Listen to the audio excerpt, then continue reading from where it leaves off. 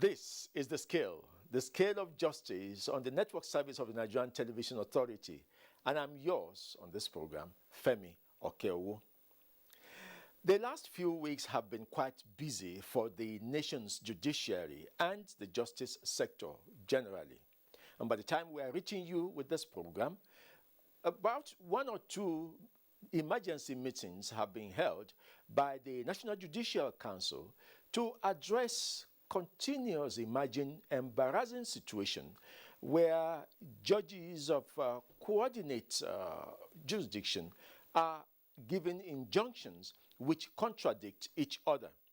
Now, we don't quite have the update of those meetings yet, but on this program for now, we can still reflect on the reasons for those emergency meetings. Let's see why those meetings were summoned in the first place.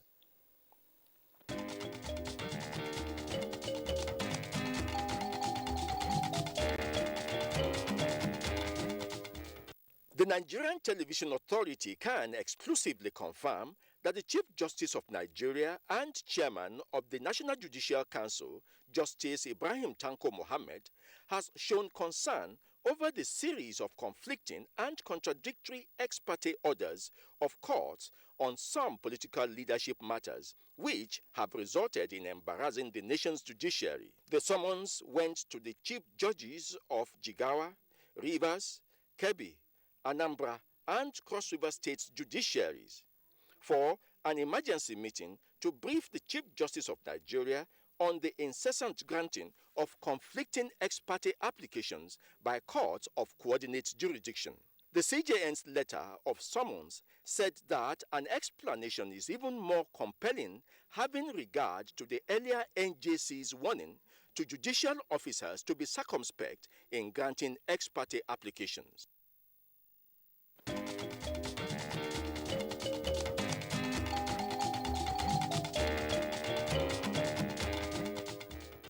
And then we can also sample opinions of lawyers as we did on NTA's flagship program, Good Morning Nigeria, and see what people think about this.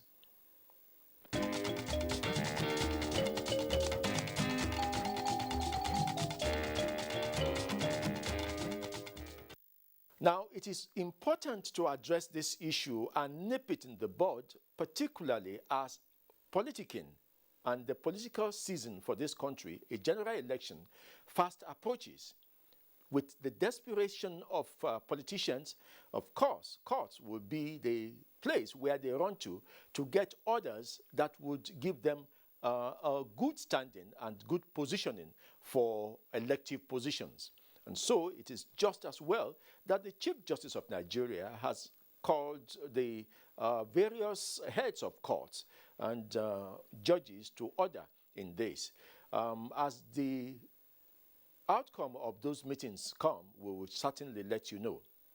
For now, we also have some other issues which we should be addressing, and it goes with the agenda of government to decongest and reform our correctional centers. The Presidential Committee on the Reformation and Decongestion of Correctional Centers visited Kano, and this time it was the second visit of the committee to Kano. This time it brought out another salient issue of how justice can be dispensed quickly, but also how judges should not mix up fines with orders of compensation. We have a story on the visit to Kano, and that will form the main segment of our program, The Scale Today.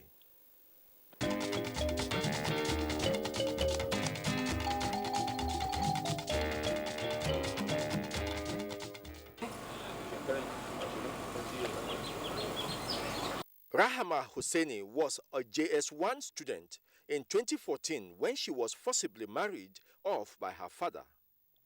3 days after the marriage, while her husband was attempting to consummate the marriage, a struggle ensued, which was said to have resulted in his death. Rahama has remained in custody since then. While going through the exercise of releasing qualified inmates, the representative of the United Nations Office on Drugs and Crime, UNODC, brought to the attention of the Presidential Committee Rahama's case.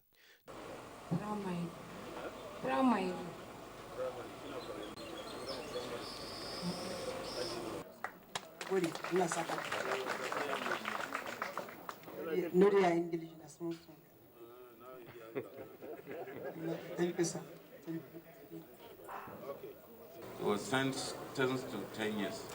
11 years. He has served 10 years. I think we can consider him. Okay, it's going to okay. During his courtesy visit, Justice Ishaq Bello raised the issue with the Kano State Governor, Dr. Abdullahi Umar Ganduje, who immediately activated the prerogative of mercy constitutional process to secure a pardon for Rahama. The Kano State Governor also promised to pay more attention to the juvenile justice system in the state. Here in Kano, we adopted two strategies. One, the Committee on the Prerogative of Mercy, of which we release judiciously inmates twice a year during the Salah break, the Salah Kabir, and then the Salah, which is the one for the smaller Salah, as we call it, so that those inmates who gain their freedom will be able to be with their families so that they can also enjoy the Salah festivities. And we also provide some transport money for them. And we also pay the fines imposed on them. And this one is done by the Committee on the Prerogative of Mercy, which they take all other things into consideration. The issue of the offense, of course, like you pointed out, the issue of age, the issue of health, and the issue of good behavior as well, and so many other issues that may come in as a result of the advice, probably sometimes from the judiciary, sometimes from what they have seen. And also by so doing, we are motivating the inmates to be of good behavior because they have seen that some of them who behaved well, they get exit from the correctional home. So that is very, very encouraging. And also you find that we put life into the correctional home. Whenever we go, they stage drama, they dance, they sing. You see, momentarily, you see, you are putting life into them. They will forget that they are confined in that place. They laugh. And sometimes we even offer employment to some of them who gain their freedom. And some of them, you can see talents in them. You can see really talents in them. So that is one strategy that we have adopted. Another strategy is what we call Administration of Justice Committee. Because it is not only stagnation in the prison, lack of releasing the prisoners. There are some cases that really some who have not been, no judgment has been passed on them. There's no way you can release them. But they constitute a high concentration of the prison. So you can see that the prerogative of mercy will not work on them. So the strategy we adopted is the Administration of Justice Committee, where the representative of the correctional facility is there, representative of the judiciary is there, representative of the Ministry of Justice is there, the Commissioner of Police is there, DSS is there. So you can find actually what is wrong. From our own records, we have so many on waiting trial for so long. Why? I think all the stakeholders are there. Sometimes you get somebody on trial for many years because his case file is missing, or the police who is dealing with his case is transferred to another state, and therefore you find, and the man cannot even complain because he doesn't even know what is happening. And you find that he is there for many years not knowing what to do. But if we have all the stakeholders together and there is data, then this one is on trial for so long. What is happening? The man from the judiciary is there. The man from the Commissioner of Police is there. So you can find answers. 19 inmates were released during the exercise through the payment of fines by the Federal Ministry of Justice and various NGOs.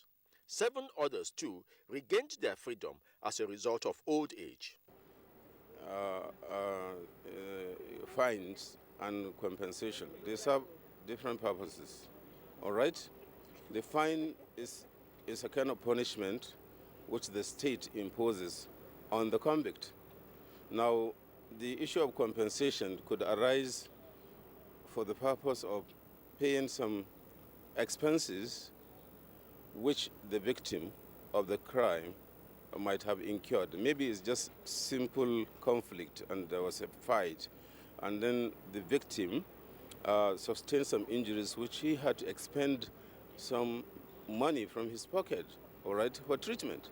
Now, many a times the judges, after conviction, sentencing, imposition of fines, they make order for a certain amount of money to enable defraying the expenses of that victim of the crime, all right? Or maybe loss of property, destruction, the order compensation. Where the conflict is the misconception that because of the order for compensation, a convict, even after he might have served the period of sentencing, or he had paid the fines, should be continuously remanded in custody because he has not paid compensation. The amount ordered in the compensation, which is wrong. If you notice, fine has a definite period of time, after which, after payment, you go out, or imprisonment terms comes to an end, all right? But when you say he's going to remain there until there is payment of the amount ordered as compensation and he doesn't have it, it's as good as you are saying he's imprisoned for life, all right? And that cannot be constitutional. It can be. There's no penal provision that will allow for that, except if the offense creating the punishment has imposed life imprisonment.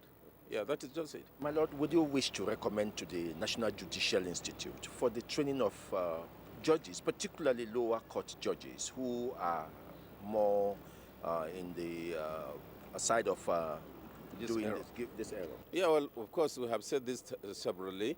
In fact, one most disturbing situation was, I had seen in the course of going around, where area court judges ordered for compensation for the purpose of defraying prosecutors their expenses, which cannot be found in any legislation. And for anybody to think that order for compensation will mean remanding that convict ad infinitum, I think that is I'm very sure, not that I think, it's wrong. All right? Compensation, amount ordered in compensation can be realized through enforcement, like the way you enforce any civil judgment. That's how it should be. Cleaning of young ones being lumped in prison along with adults, convicts, and nobody is thinking of, just as they are very much having the passion to build houses, they should be conscious of the fact that the need for Bostal Institute, whereby you separate these young ones, the juvenile from the adults, because at the end of the day, they learn so many things bad. You see, that is why we introduced this readership for reward. And we're happy that the Vice President, along with many other persons with passion for justice, have come in with the relevant books that we require so that it will continue to build the kind of civic thinking, reasoning, so that people will act in consonance with the expectation of the value, expectation of the society. So far, over 10,000 inmates in correctional centers across the country have been beneficiaries of the intervention of the Presidential Committee.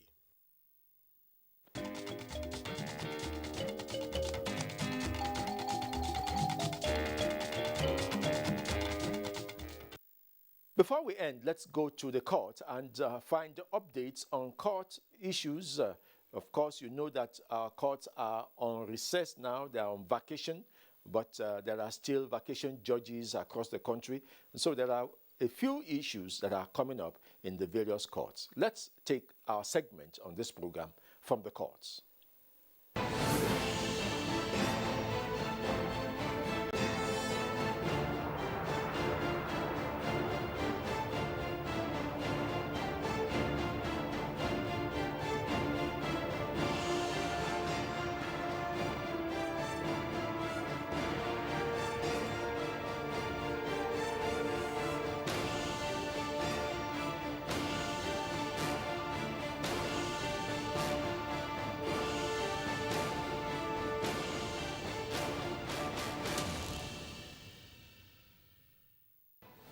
The Court of Appeal sitting in Abuja has affirmed Valentine Ozigbo as the authentic candidate of the People's Democratic Party (PDP) for the Anambra governorship election.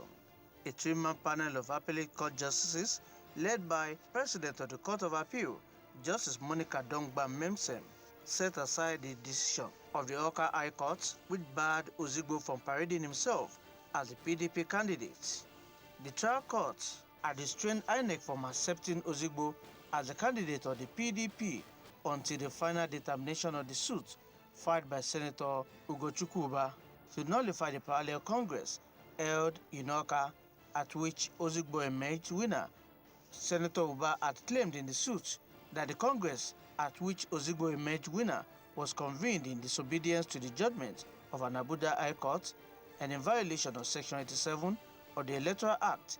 Uba had also claimed that the primary election conducted at St. Paul's University, Awka, at which he emerged winner, was the proper party primary election in full obedience to the judgment of an Abuja High Court and in compliance with Section 87 of the Electoral Act and the PDP Constitution.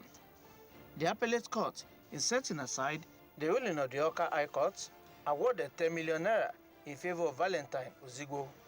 Meanwhile, the Ikeja Division of the Lagos State High Court has ordered the confiscation of 19.1 billion naira in assets and funds linked to Francis Atuche, the convicted managing director of the defunct bank PHB. The presiding judge, Justice Latifat Okunu, gave the order following an ex parte motion filed by the EFCC. The court ordered the freezing of all bank accounts personally or jointly operated by Mr. Atuche. The Economic and Financial Crimes Commission submitted that the bank MD used 22 firms and 15 persons to launder the money. Mr. Atuche was in June this year sentenced to 6 years imprisonment after he was found guilty of stealing 25 billion naira.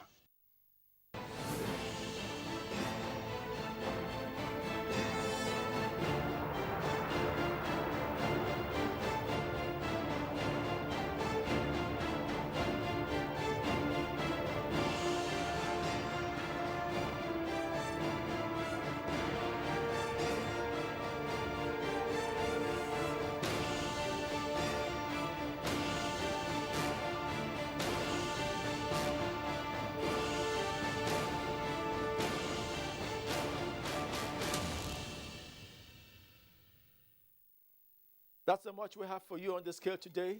We hope issues that have arisen would enlighten us more as to how to fight for our rights and without stepping on other people's rights.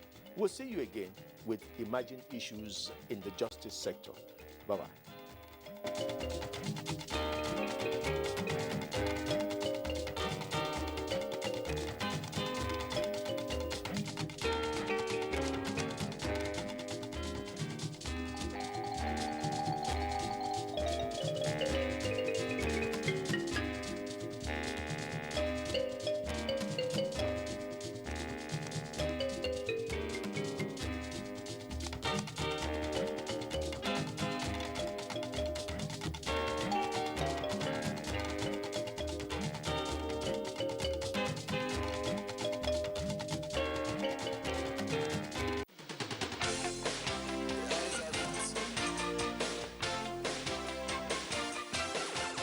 NTA Parliament is a dedicated 24-hour channel that broadcasts activities of the Nigerian Senate, Federal House of Representatives, and all the 36 state houses of assembly.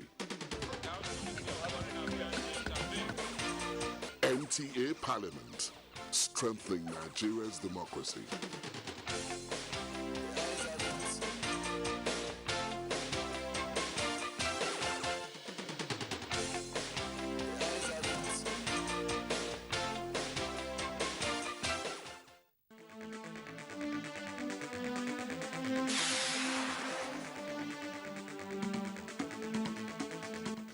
NTA Tuesday Live, analytical, in-depth, educative and interactive on national issues accommodating all sides of opinions.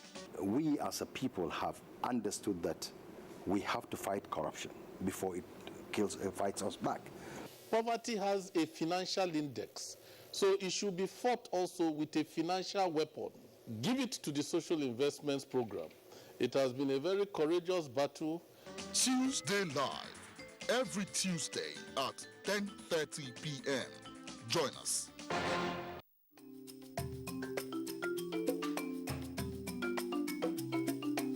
Did you get to see the way Tell him about the polls this Don't forget to send in your messages. There's a difference between picking, child, and issue. That is can do more with less people. If we have a better way of addressing these issues, taking care of... Congratulations, you were able to sign Timo Werner from RB Leipzig. So you take water before your workout. People have used their phone, using TikTok to do this like Should I go for test? A lot of people don't even have resources. I'm Cecil, and this is the Medley Show on NTA.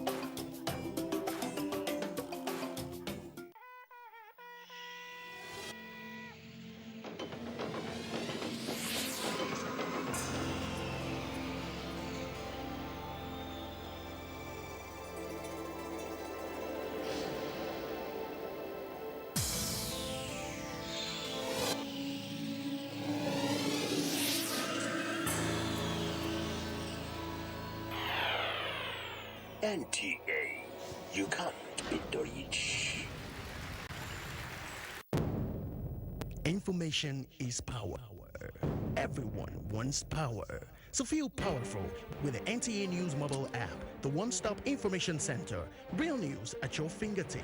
Be the first to report by uploading first-hand information on the U-Report link, and be the first to know by simply clicking on any of the links on the sidebar for headlines, domestic and foreign news, economy, security, politics, sports, and more.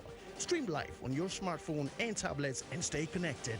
It's pretty easy. Simply download NTA News app from your Google Play Store and you're good to go. NTA News mobile app, your access to real-time information.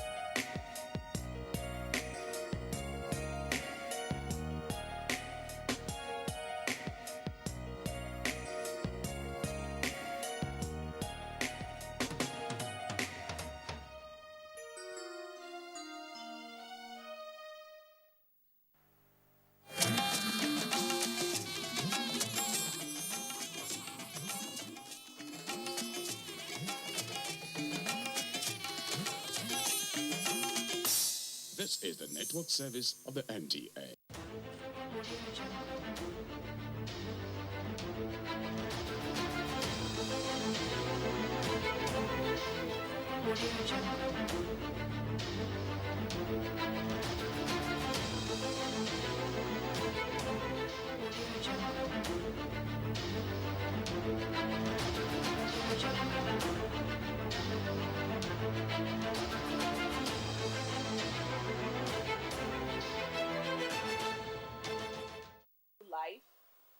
win some and you lose some. Challenges are bound to happen. But how do you handle these challenges when they come to you? Do you take these challenges as a means to an end, or you use them as a ladder to the top? How do you handle things that are being thrown to you, especially when life throws something to you very hard? In 1 second, your life turns around completely. And then at that point, you just feel you're shattered and all your dreams have come to an end. How do you handle such challenges? Today on Against All Odds, we have a guest with us who will be taking us through his journey of life, how everything he has encountered happened. In a twinkle of an eye, his life changed from an able-bodied person who walks with his 2 legs to someone who has to be confined to the wheelchair. But one thing that pulled him through was the fact that he did not give up on himself. Even when the doctor said, this case is hopeless, he told himself, no, I still have hope. With that gleam of light and hope, he was able to strive to the point he is today. Today on Against All Odds, we have with us to tell us his story and take us through his journey, Comrade Mohammed Abba Issa. Don't go away, we will be back very shortly. And when we return, my guest is here. My name is Dushma Pius Therapy. You're watching Against All Odds on the Nigerian Television Authority.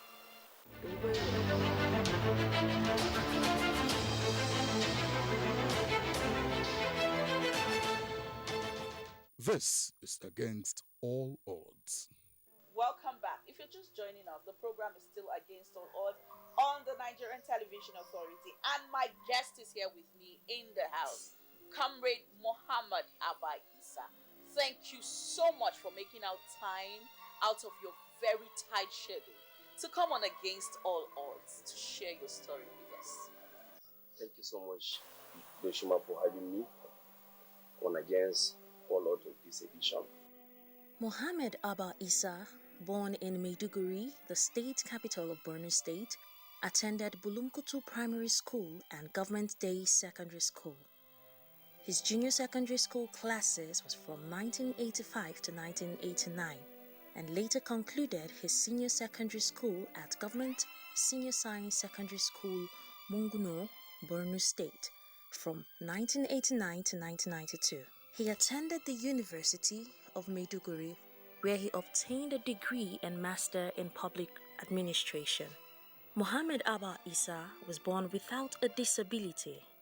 He had enjoyed the pleasure of standing, walking, and running on 2 legs until one fateful day on his way to Abuja, the story changed. The unwanted visitor visited him on the 13th of October 2006 while on his journey. What I thank God with my life, what life is all about living. And it depends how you accept what everything happened to you in a good faith. Why? Because immediately when I have an accident, everything will change. My movements, my activities, life cannot be as before. I was put to the hospital with the first another challenge that I encountered when I was diagnosed. I was told that I sustained a spinal cord injury. I was shocked, and the doctor said I was not going to work again, and my case is even hopeless. Even I advised the relative that they should not spend their resources. Why? Because this case is a hopeless case from all indication. But it's not like that. Why? Because since that time I was sick there, because I accepted it a very big challenge, and I even challenge the doctor psychologically. Why? Because I know I will begin and I will bounce back to be a kind of barrier breaker to the others that will serve as an example. To those that they will come back, I will not even trace over whatever happened to someone like yes. So this is the story. Why? Because I'm my own coming age. I'm sorry to say, handsome like you see me. like this. Something happened to me all of a sudden that I cannot walk. But what good thing that I did is to shy away from depression. The only way that you cannot shy away from depression is first to have a faith. Accept what happened to you in a good faith, and medically and psychologically, you will be gainful in everything. So this is what I said. Then I started moving on. The process of healing is usually not an easy one. For an adult who has tasted the beauty and freedom of operating independently, suddenly has to live his life as a disabled. A decision to accept his fate came handy, as it was obviously the first step to healing. He desired to touch lives and give hope to the hopeless. You know, for somebody that in life you have never experienced something, at the first time you have something in your mind that your life will change to another way around. But what I did is, as I said, so I said this thing that happened to me with a very good faith, and I thank God that what happened to me, I even have a source of medication.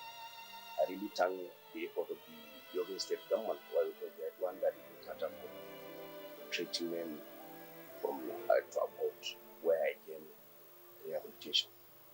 And the civil servant I'm working before, then after the treatment, my consultant advised me I should just go back to work and start working on my wheelchair, because life is a continual process. And by the virtue of what happened to you, your brain, your eyes, your hand is working in your human. You know, your human anatomy. If something happened to you, something with metamorphosis from another angle, I realized that what came to me when I have an accident, even if I cannot walk, my hand is working. What has left this hand for me? It's another thing that I have to thank God. Some people, they cannot even see. So that is the essence that I said with the main group. I get rehabilitation, then I started going work again with wheelchair. With the rehabilitation and the counseling and prayers that I get, I thought I get it, then I bounce back to a life because you have to be. That's why I'm telling you, I become a kind of barrier breaker to the rest of the people, so that they will serve as a different what happened to me. But disability is a mindset. It depends how you accept it. It's the society and the environment that make us to become disabled, not we ourselves. Issa thought about ways he can contribute to the society, especially for the vulnerable people. As soon as he resumed work, he engaged himself in the activities of civil society, organization, and community development, where he came up with a non-governmental organization, Rebuilding Hope on Wheels Initiative for persons with disabilities, which is running till date. I try to see that I came out with a platform that would empower persons living with disability. That is the extent that I'm founder and the pioneer of the Joint National Association of Persons Living with Disability in the State chapter.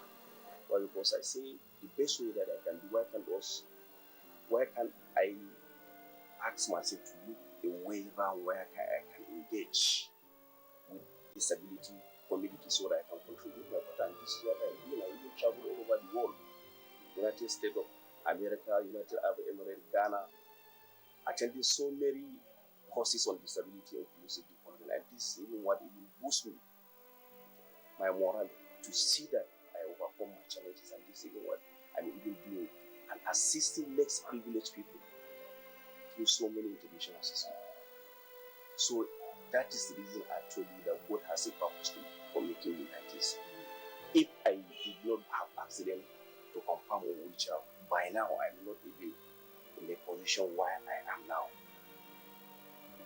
So God will never do this in his time. Whatever happens to you, accept it. Be yourself, mold yourself, accept the challenge and move forward. It is that you can tell the society where you are not yourself. That's something in the society that you can do. It's about your mindset. Why? Because my ability is better than my disability. You should look around us, not do it. You should look my face and eyes, not do it. So this is how I encounter. So to me, in a nutshell, I overcome my challenges. Fantastic. You know, I like that phrase. Your ability is better than your disability. It's even bigger. Bigger. They should look at your eyes and not the wheel. The wheel doesn't count.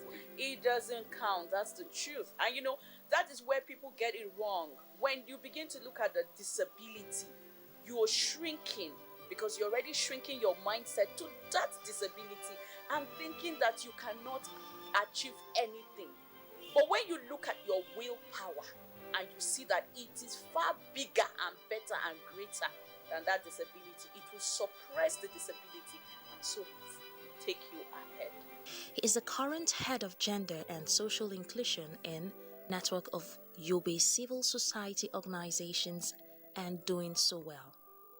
Issa sees his disability as a huge blessing because on the wheelchair, he has been able to excel excellently. Thank God. It's good to know that, of course, your life 15 years back, you know, hasn't been something that you will look back and then ask God, why did you do this to me and all that. Now, in the course of you know, the new phase of your life, I'll call it the new phase of your life, okay? What are those things that you will say you regret or you lost out or, you know, that disability brought your way? That you will say, oh, you wish this disability didn't come. So what is it that you think you lost because of disability? Honestly, as I told you, that disability is all about mindset and life cannot be the same as usual. Because of the attitudinal change and behavioral change and institutional change of the society, you will get one challenge in one way or the other. Then another to institutional challenges. Then come to the behavioral within the family. Life has changed. Some people, they will just see your disability as a kind of bad luck to the society or to your family as you do because of the perception that the people have on you. But look at now, God has a purpose for making me to become like this. I have so many reasons. I have gained so much in life. After the treatment, as you see me here, you cannot be. I think physically you can even say I look healthy. Why? Because it's all about trauma. It's not a disease. Mm-hmm. Disability can happen to anybody, as I'm telling you now. But it's depend on your mindset how you took what happened to you. So I bounced back to my life. I even went back to further my education. I obtained my master's degree in wheelchair. Against all odds, asked him what he regrets most about the incident. With a deep sigh of relief but pain in his voice, he talked about his failed marriage. Today, Abba Issa is again happily married and with his daughter Fatima from the previous marriage. He silently prays every day for his first wife and mother of his daughter to return to them, so together they will build a happy home. Before I got an accident, I'm a married man. God bless us with a daughter. Only one daughter, that's why I thank God. If I look at this daughter as my thank God. Some people, they don't even have the daughter and they are looking. Mm-hmm. So this is another blessing to God. Yes. I thank God. But I don't do that because of the attitudinal change here and there and the family influence here and there and that this is what it is, came to me out. We just separated with my wife. Which I don't want to share so much of the story. But it's a painful. But if you really try for me, well, because all alone, the line even during after the accident, we traveled all over the country. She stayed with me. She supported honestly. I really appreciate her. That's the reason I will not even blame her up to now because of the support she showed to me. I know there must be problems somewhere. She was employed somewhere. That's the reason that we have been separated. That is the most painful part of my accident that I have. Why? Because I know even because of accident that we have been together. But if I think in another way around that we have an attachment, there's the daughter. We are not separate, we are still together with her. And she never got married. And the challenges that were even made me disturbed is about the younger that daughter, at that time the daughter, she's only how many years old? Because of the parental upbringing of the child psychologically, if you look at a child needs a kind of both positive and negative parental care from his parent. When he loses the other side of the parent, it will affect him psychologically. Sometimes she will not see her father almost getting 2 months, 3 months she's with her mother. And when she's coming up, we are not even together. How do you think that she should feel? It's another challenge. But we try to see that. We overcome it, we try to see that I put her in a very good school. And now, as I'm telling you, my daughter is always getting to how many years? 14 years now, she's in school. We are doing fantastically. But I hope so one day I pray so even the mother should come back. That's the reason why I tell you that this is one of the critical challenges I had. He who wears the shoes knows where it itches. You can never understand the feeling. You can only imagine the challenges faced by people with disabilities caused by the society. Too many barrels created by the society. Many believe that if you have any form of disability with no source of income, you are a nobody. Even your relatives can abandon you. But Issa decided that his disability will never stop him from achieving his goals in life. He believes that his ability is stronger than his disability. You know, just like when I spoke with Lois said disability. It is not disability. She said disability. You see? Yeah. You know, I keep telling people, I said the most positive people I have met in my life. I am not mixing words. I am not missing out words as persons with disability. They are extremely focused and they know what they want. I have interacted with a lot and I have not found any person with disability that will say, I beg, at this point I am tired. I can't move on. There are sometimes I get tired and I'm like, oh no, I can't. And then, you know, someone who has disability, who you feel that should be the one, will say, we keep moving, we are not stopping until we see the very end of it. So that is the gift that, you know, they say God is a wonder worker. He's a wonder worker. You cannot decipher what is in the heart of God. But whatever he does is good. He does it well.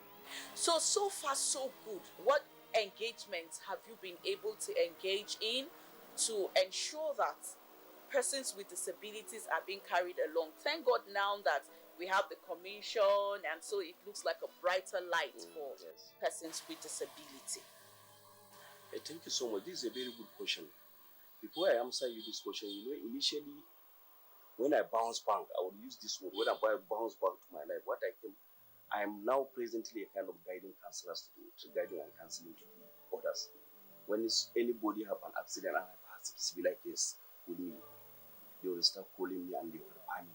That's guide to me so that I can sit down and advise him the way. And he can even start asking me, how do I come about that? Came to your question. Another thing is what even make me to become an advocate, because I have zeal, I have passion. I also have the pain of living with disability. I think I'm getting it because of the pain I have. And if you look at our society, generally, persons living with disability, they are the most marginalized. When even by our numbers in the country, but statistically, we are saying we are 31 million. And you can imagine how they expect that these people, they don't have a legal framework. That is the reason why I have to thank the present administration, or President Muhammadu Buhari, for signing disability bill to become up into law and establish a national commission for persons living with disability, and appointing one of us, among us, by the constitution. The executive secretary of the commission is a person living with disability. He knows the pain of people living with disabilities, the executive secretary. With the coming of the commission will serve as a kind of coordinating body whereby the policy and formulation of the person living with disability will be completed. And this is what we are seeing. We really thank, we appreciate the effort of this government. And it is through this legal framework, with the effort of the executive secretary of the person of the General Staff, all of the policy of the act will be implemented. The challenges and the barrier there were present for people living with disability in Nigeria. It's not the disability, as I'm telling you, it's the society and the legal infrastructure. Disability is all about accessibility, participation, and inclusion. These three issues are key. Yeah. Access to building, allow you to participate in decision making and other things. This is the key issue. With the coming of this commission, when by time will come, you will see persons living with disability who have access to infrastructure development, and we have access to the social investment, and the government and policy of the government will be carrying persons living with disability along the way. So this will not come at a time where they go without our collaborative effort before we even get the commission. Mohamed Abba Issa is the founder and pioneer chairman of Joint National Association of Persons with Disabilities in Yobe State, the APC Disabled Leader Northeast, amongst other positions. He has used his position to influence some empowerment and employment opportunities for persons with disabilities in Yobe State. Though Mohamed Abba Issa's case was bad, the doctors said there is no hope. But thanks be to his Creator for strength, for families, for friends, and well-wishers who rally around him. Against All Odds brings hope and inspiration to a lot of people through people's stories, letting them know that because I can, you also can. Yes. So thank you so much for coming on Against All Odds. We know that the future holds a lot for you, and you would like to share with us briefly before we go what the future holds for Comrade Abba Issa. Honestly, the future is visible, the future is bright, as you can see here. We expect so many things in life, and I hope that God will continue to assist me to climb a ladder that I can be a kind of strong humanity and a pillar that I can assist persons living with disability in Nigeria. This is my passion and this is my aim. And I still sustain that passion and I stick to it. Thank you so much. Thank you so much. Thank you very much for coming on this program. We appreciate you so much.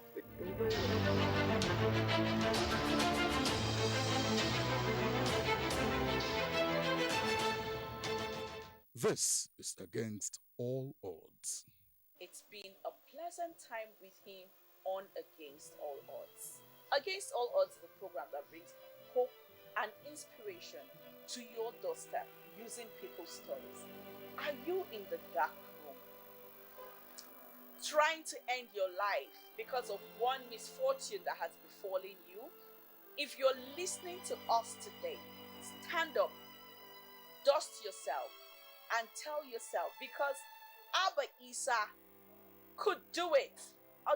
Imagine when the doctors tell your family members that don't waste money, he's a hopeless case, forget about him. But then the family members, looking at the brightness in his eyes, says no. And then him opening his mouth to say, I can, I will. There is nothing that is impossible in this life, but it has to do with you.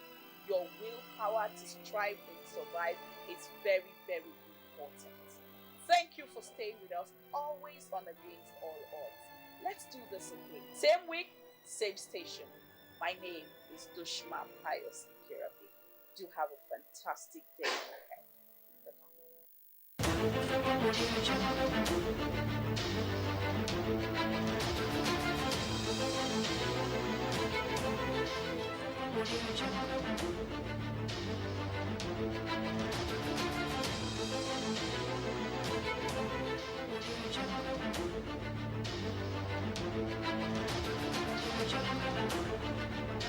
Bye.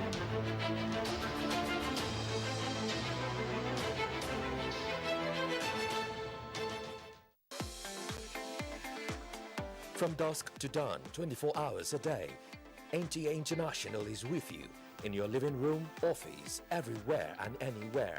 We provide the company you desire in terms of balanced and up-to-date news, programs and the best of entertainment. Tune in to DSTV channel 251, GoTV channel 91, Freeview UK channel 264, or you can download www.visiontv.co.uk. App for iOS or Android. You can also see us on Facebook and YouTube for quality content on the go. NTA International, Africa's window to the world.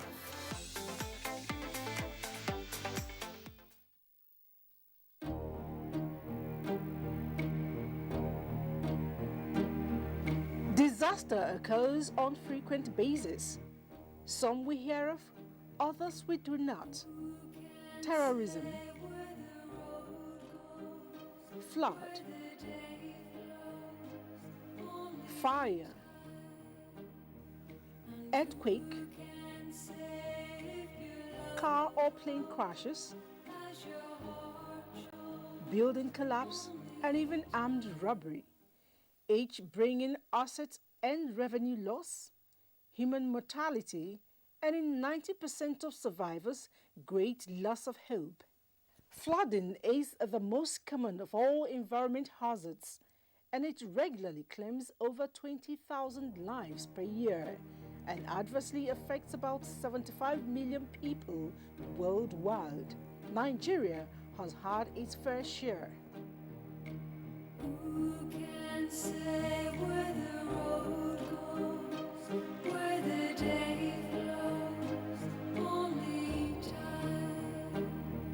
And who can say if your love grows as your heart shows, only time.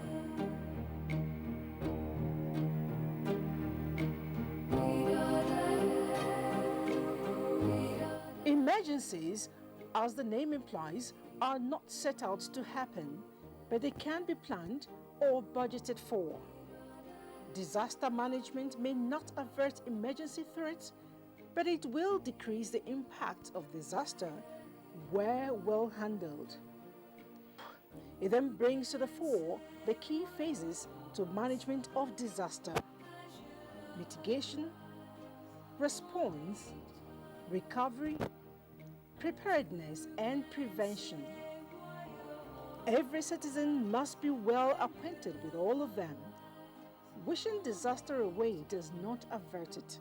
Rather, as put in the local parlance, a man of valor is only identified at a time of emergency.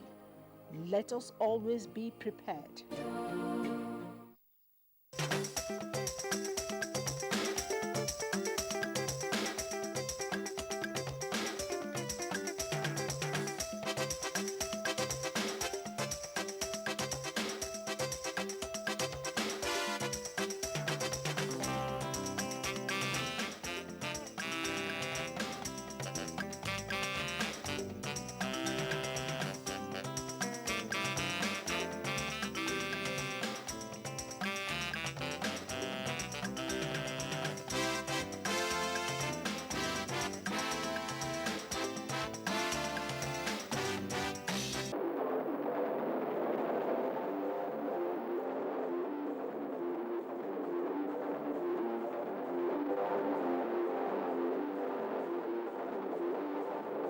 Hello, it's a warm welcome to Sports Ray, reaching you live on the network service of the Nigerian Television Authority. I'm Give George.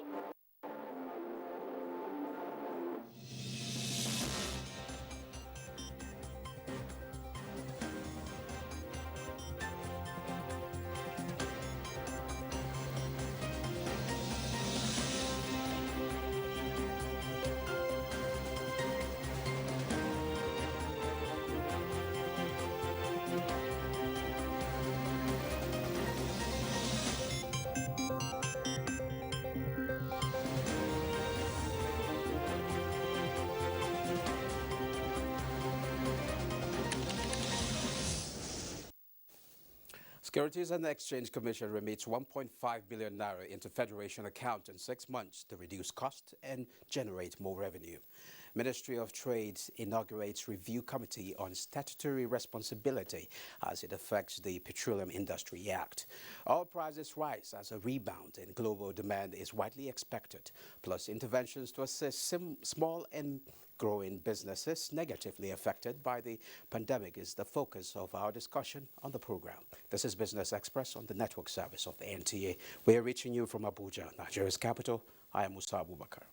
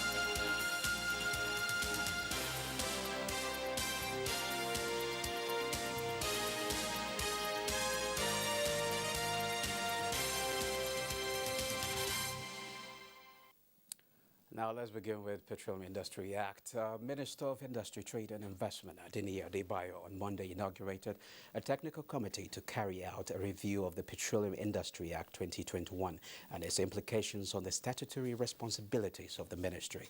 The technical committee, headed by the Director, Legal Services of the Ministry, Mohammed Njuma Al-Hassan, will, among other things, review the Petroleum Industry Act 2021 and its implication on the oil and gas export permit being issued to exporters by CED, review the Petroleum Industry Act 2021 in relation to the Weights and Measures Act and its implication on the department, highlight the implication of the Act on the roles of the CED and Weights and Measures departments under the Nigerian Export Supervision Scheme, suggest appropriate strategy to use in bringing the next scheme to the ministry, since the scheme is about export, which is a core mandate of the ministry, suggest ways to remedy the infractions on the responsibilities of the ministry, if any, and prepare relevant letters to Mr. President and the National Assembly. The minister, who noted that the act tempered significantly with some statutory roles of the ministry, stressed the need by the ministry to leverage on the window provided by the review of the act to enable it to play a more significant role under the scheme in line with its mandate. The Securities and Exchange Commission, SEC, has disclosed that it remitted the sum of 1.5 billion naira into the Federation or federal government's accounts despite the global pandemic challenges. The regulatory agency, which came under the scrutiny of the Senate Committee on Public Account last week, stated that it had also unveiled plans to reduce its operating cost. A statement issued by the Director General of the agency, Lamido Yuguda, on Sunday says the reduction in operating cost will boost profitability of the agency. According to the statement, SEC has been paying 25% of gross revenues into the coffers of the federal government, adding that the sum of 1.5 billion remitted as at 31st June 2021 was pointed to good days to come. Yuguda expressed assurances that in the 2 years to come, the profits of the Commission will bounce back to normalcy, notwithstanding that SEC was superintending the markets that was badly affected by the pandemic. Yuguda revealed that, having worked on expenditure, he is optimistic that 2022 and 2023's deficit will turn into a surplus of 1.2 billion naira and estimates a surplus of 2.5 billion naira by 2024.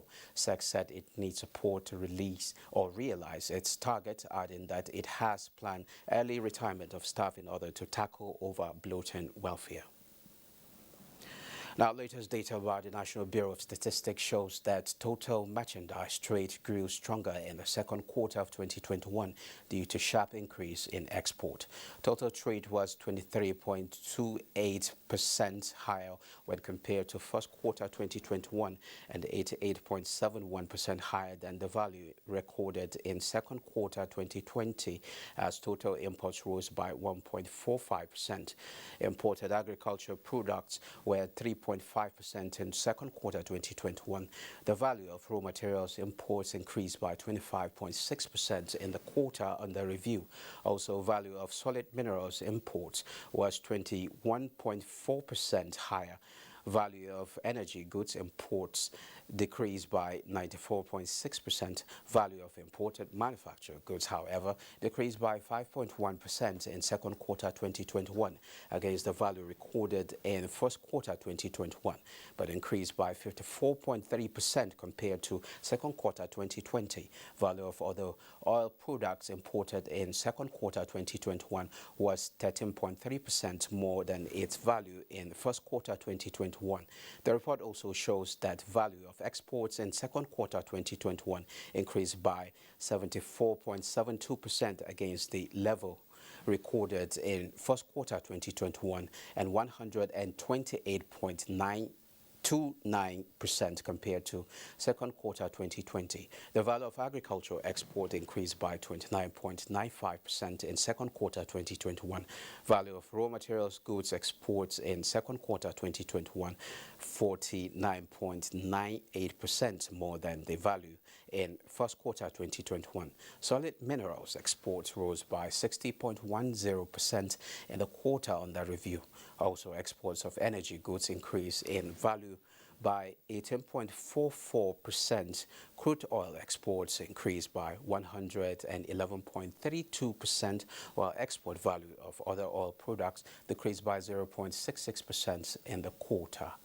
The NBS report also indicates that major exports trading partners in the quarter were India, Spain, Canada, Netherlands, and United States of America. Major import trading partners were China, India, Netherlands, United States, and Russia. Okay. It is a known fact that the COVID-19 pandemic caused a drop in demand for corporate and household products and commodities in Nigeria, just like it did in other parts of the world. It is in response to this that the federal government, under the MSME Survival Funds, a few days ago launched the Guarantee Offtake Scheme, conceived as part of interventions to assist small and growing businesses that were negatively affected by the pandemic. Benny Adams has details. The program is building on the successes recorded in the implementation of the other tracks of the scheme and in line with the plan to fully rejuvenate the economy, with focus on MSMEs in the manufacturing sector. Chairman of the steering committee of the scheme, Mariam Katagum, says the federal government is rolling out the last component of the survival fund, known as the Guaranteed Offtake Scheme. It is an intervention to assist small and growing businesses affected by the pandemic.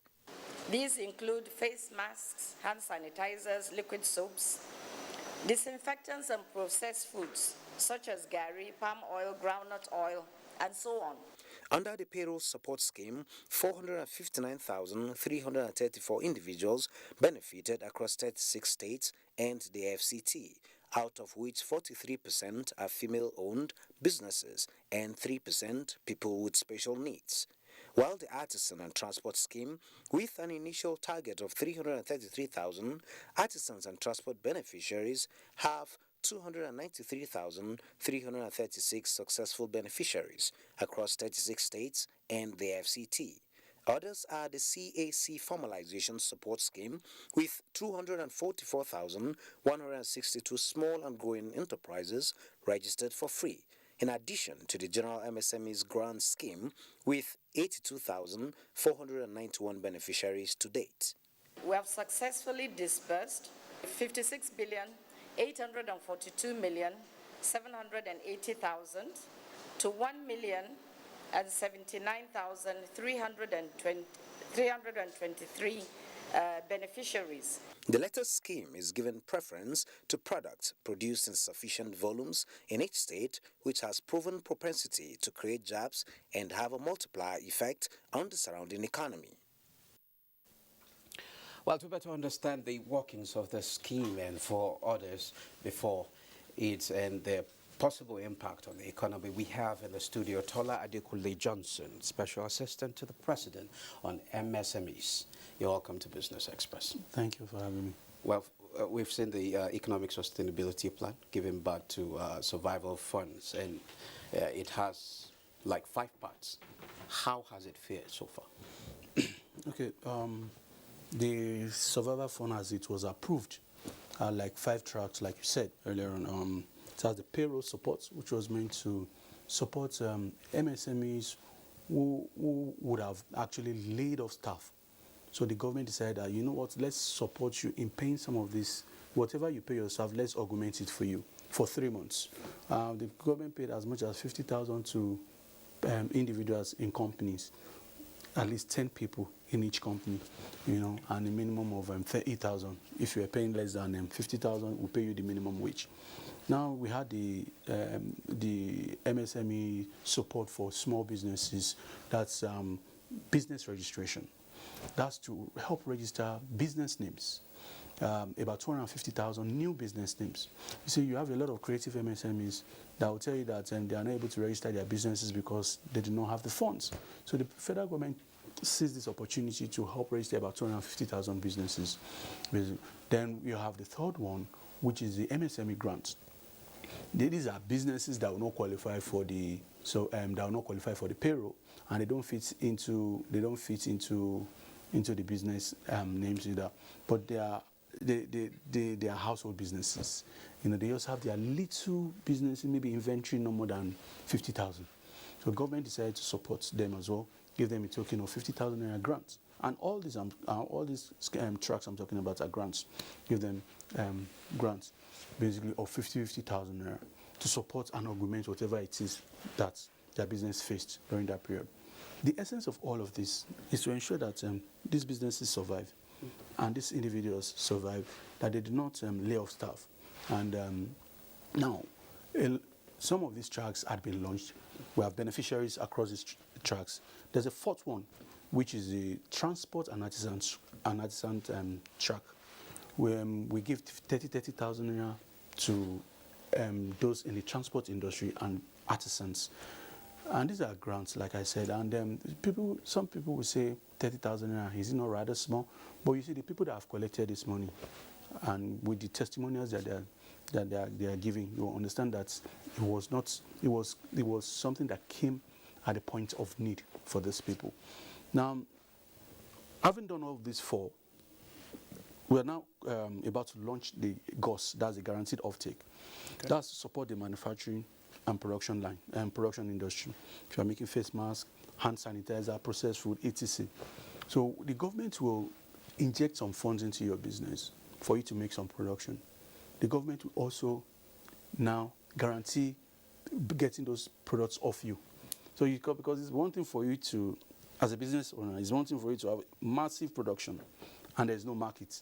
So the government in this time around will not act as a guarantor, collect those things, as the government will act as an off-taker, for instance, collect those things off you, give them to different state governments. That's the steering committee now, headed by the Minister of State, Industry, Trade and Investment. But that way it doesn't seem sustainable, does it? Because it's mostly grant. No, but let's look at it from a point. Do you think it's every SME that would every day go and buy a face mask for 200 naira? No, if you face mask of 200 naira, it is not every SME that has 500, 1,000 naira that wants to buy a face mask for 200 naira. So there are people who need this face mask and other things, you know, but cannot. They'll prioritize. Should I buy a face mask of 200 naira? Should I get something to eat? So if there is an offer for government to just lay there and say, okay, there's an alternative. You have this face mask free, basically. So you'll be playing your role as a responsible government to those. Okay, can you take us through the numbers? Okay. Both the money expended and the beneficiaries. Okay, so as we speak now, the target for the payroll, the target beneficiaries for the payroll was 500,000. That was what Mr. President, that was what the approval Mr. President gave. Okay. We have hit 4,000.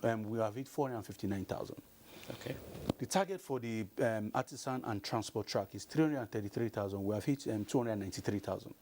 The target for the business support is 250. We have hit 244,000. And the target for the MSME grant is 100,000. We have hit 82,000. Now what happens to the rest? No, we are going to. Our target is to hit 100%. Okay. We have MSMEs that are still on our data. They are still on our DOM. So they are still being processed. So in the next few weeks or thereabouts, you'll be hearing these numbers will shoot up. Basically, we are aiming to ensure that we hit all our targets 100%. Now, as I speak now, some SMEs will have started receiving MSMEs will have started receiving text messages to say go to the portal. You are one of those that have successfully applied for the guaranteed offtake scheme. So by Wednesday, the scheme goes live. The scheme goes live. By Wednesday, you should go and apply, go to the portal on Wednesday. You have 3 days after your application to put in all your documentation. After that, if all your documentation are screened and are seen to be proper, you get 30% of your production money. You have 14 days after getting your production money to deliver. If you're able to deliver within before the 14 days, then that's good. You get your 70%. And to also ensure that all these things are done responsibly, we have agencies such as NAFDAC, Standard Organization of Nigeria, and other related agencies that would ensure that whatever you are bringing meets whatever standards. Okay, now 56.8 billion. So far, how many beneficiaries? We are talking about over 1 million beneficiaries here. How would you assess the impact on the economy? I'm not sure it would be totally wrong if I say that part of the what Mr. President approved was a huge NESP scheme, and so there's been a lot of spending. So the impact so far, when you have a scheme of this magnitude, the real impact, if you want the impact, I can tell you the impact, but the real impact will come after the scheme is ended, when you have like an M&E report that will be given to the. But so far, you can make some assessment. And but say, so far, okay, are we moving? Oh, so far so good. It's been positive. A lot of MSMEs across the states. You know what it means? Do you know what it means by pumping almost 1.7 billion on the average into every state? That's the average. So the spending power, people are spending. Basically, so once people are spending, MSMEs that will have laid off did not lay off.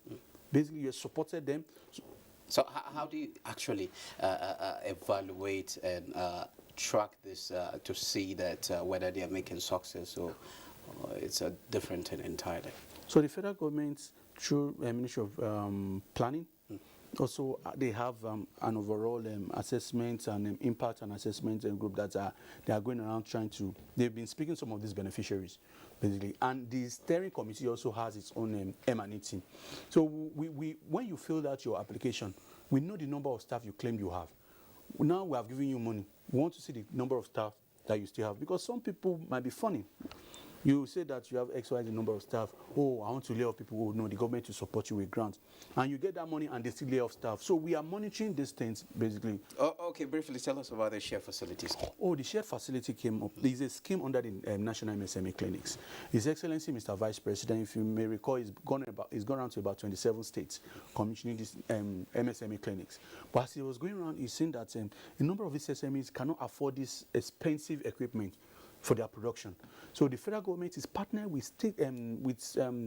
with private sector and states to ensure that we bring this equipment to clusters that are easily available in the states. And our partners now bring this equipment. Then the MSMEs in those states go into those facilities to use this equipment at a token. So an equipment that would have cost maybe millions of naira, you can go in and pay 1,000 naira, use the same equipment for your production, and you leave. So we encourage the states to do this in at least 3 senatorial zones in the states. Okay, thank you very much, Mr. Tola Adekunle Johnson. Thank you very much. Thank you. Moving on, Business Express continues after the break.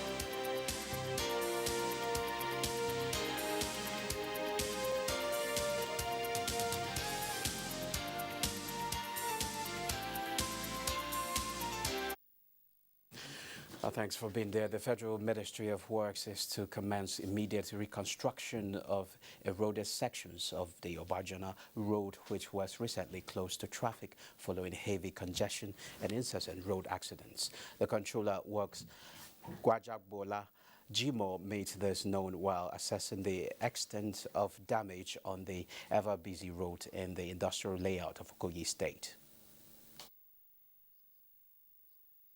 So the water on top of the road is up to 4 feet. All the trailers coming from Kaba Aziz, they have to wait.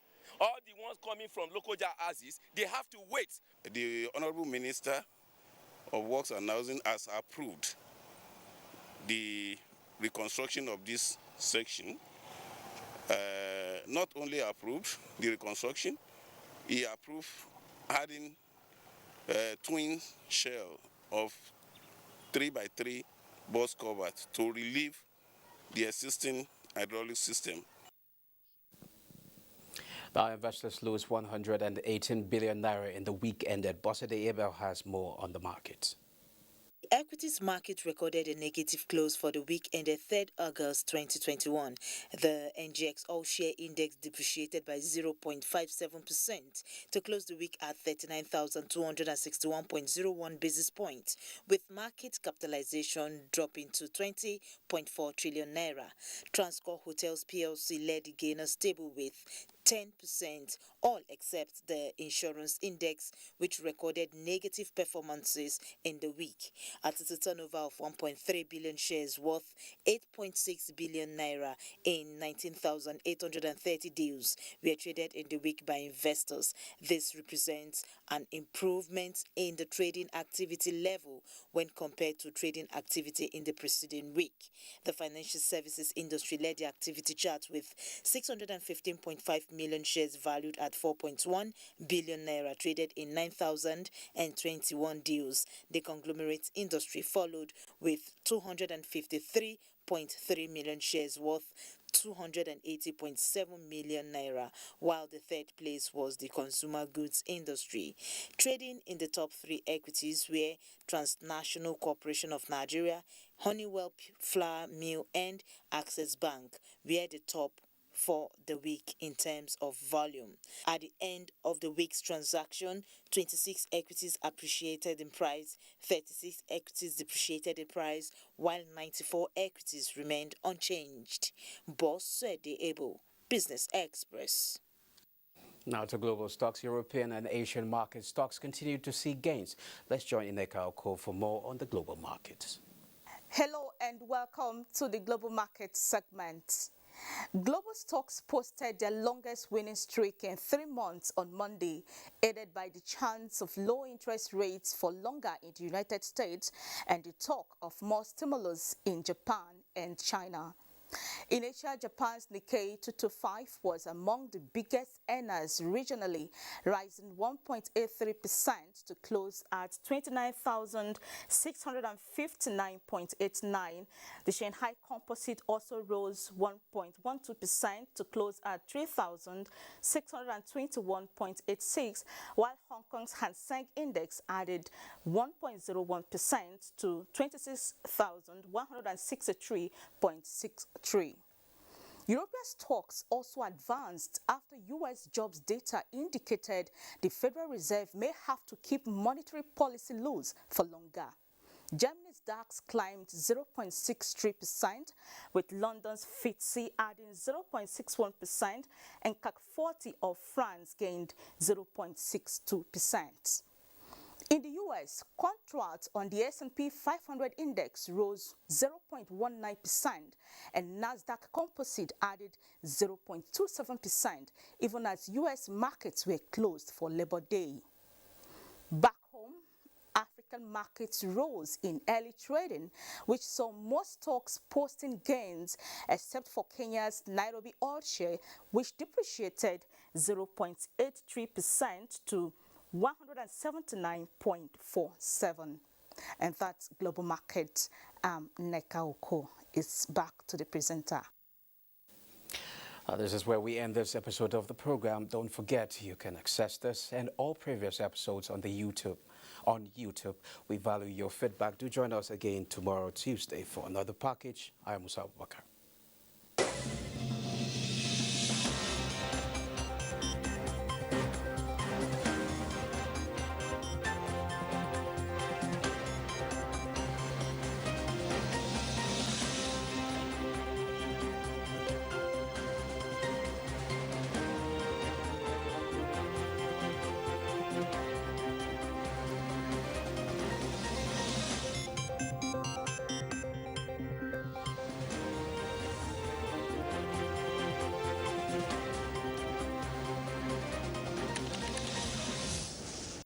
It's time for another interesting package of Everything Music. Angelina, you the cool in my temperature. If you call, I go come deliver. This is Stocky Movies. In times of old, the world was full of wonder. No! Welcoming you to your weekend for today. Arise, O compatriots. It's time to use our voice. Beyond 6 packs. Bills. Pay the bills. Keep paying telephone bills. Pay my bills. Welcome to Gallery.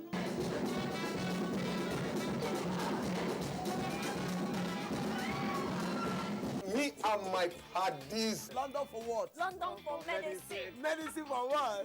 Medicine for coffee. Are you sickness? To our illness. Welcome to Gist Zone. All right, my name is the Eselucien Wego One. Ona nyokoko no.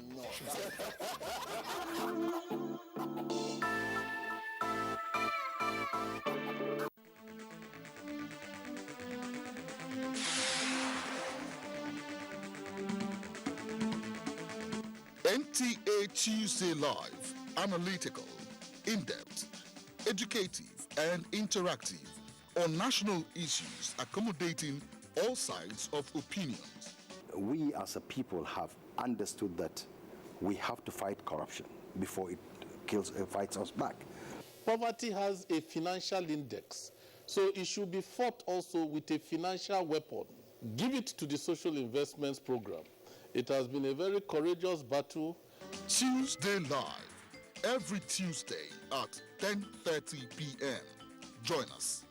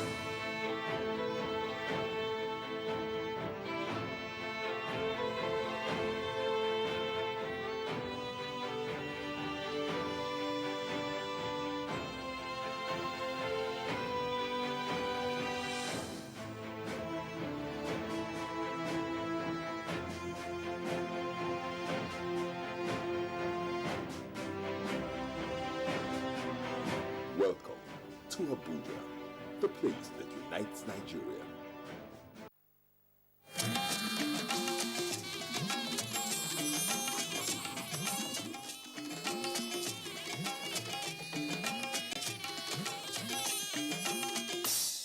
This is the network service of the NTA.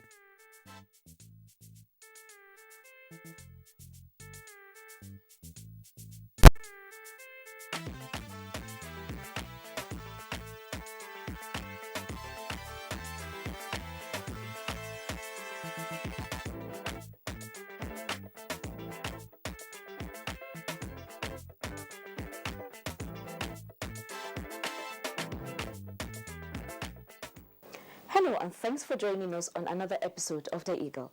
It's time again to discuss how we can keep Nigeria free from the shackles of economic and financial crimes, corruption, and updates on happenings in and around the EFCC.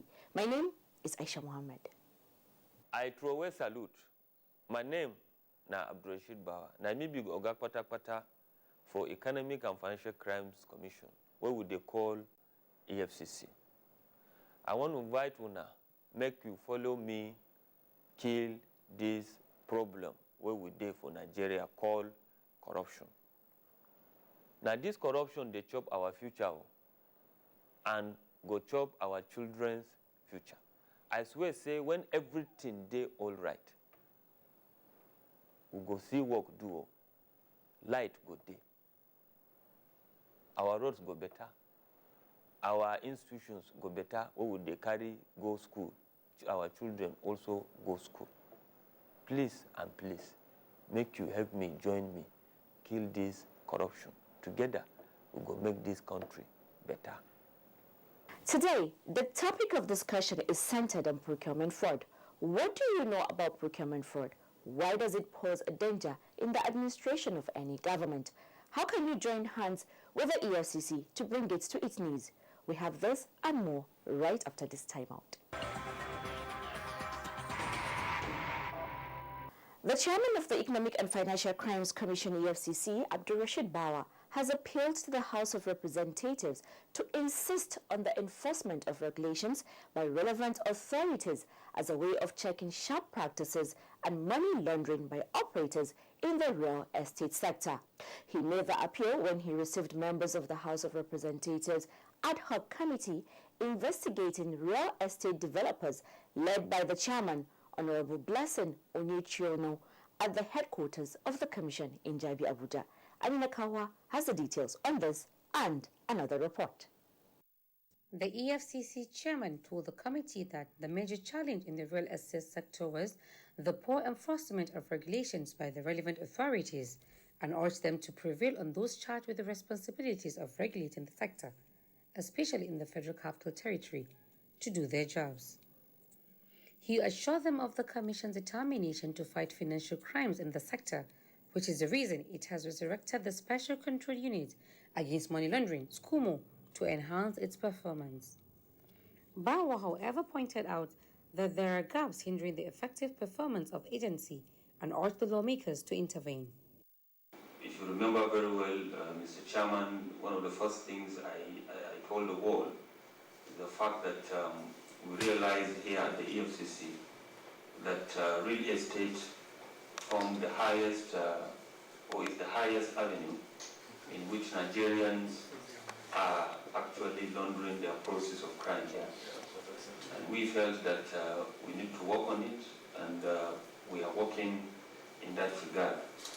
So when I heard about your committee, we said that, okay, it's very good, because here is an opportunity for us to work with representatives of this country to see how we can provide lasting solution to this problem. Speaking earlier, the chairman of the committee, Honorable Blessing Onyechiono, said the committee was at the EFCC to seek the agency's help in achieving its mandate. She said the committee knows the role the EFCC plays in checkmating corruption in the society and recognizes that the Commission has value to add through the activities of the committee, hence the need to collaborate with the Commission.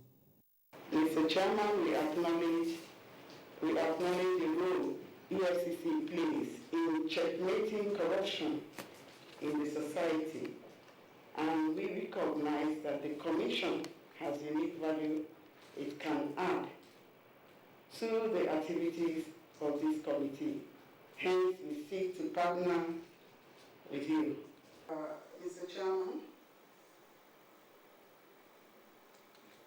we we have come to engage with you and your team, and we want to share our goals or our mandates, and for you to guide us on way forward. She explained that the committee was set up by the leadership of the House of Representatives with the mandate to investigate allegations of misconduct by developers and work with the relevant ministries, departments and agencies, MDAs, in formulating policies and laws to check financial crimes in the sector. Amina Kawa reporting for The Eagle.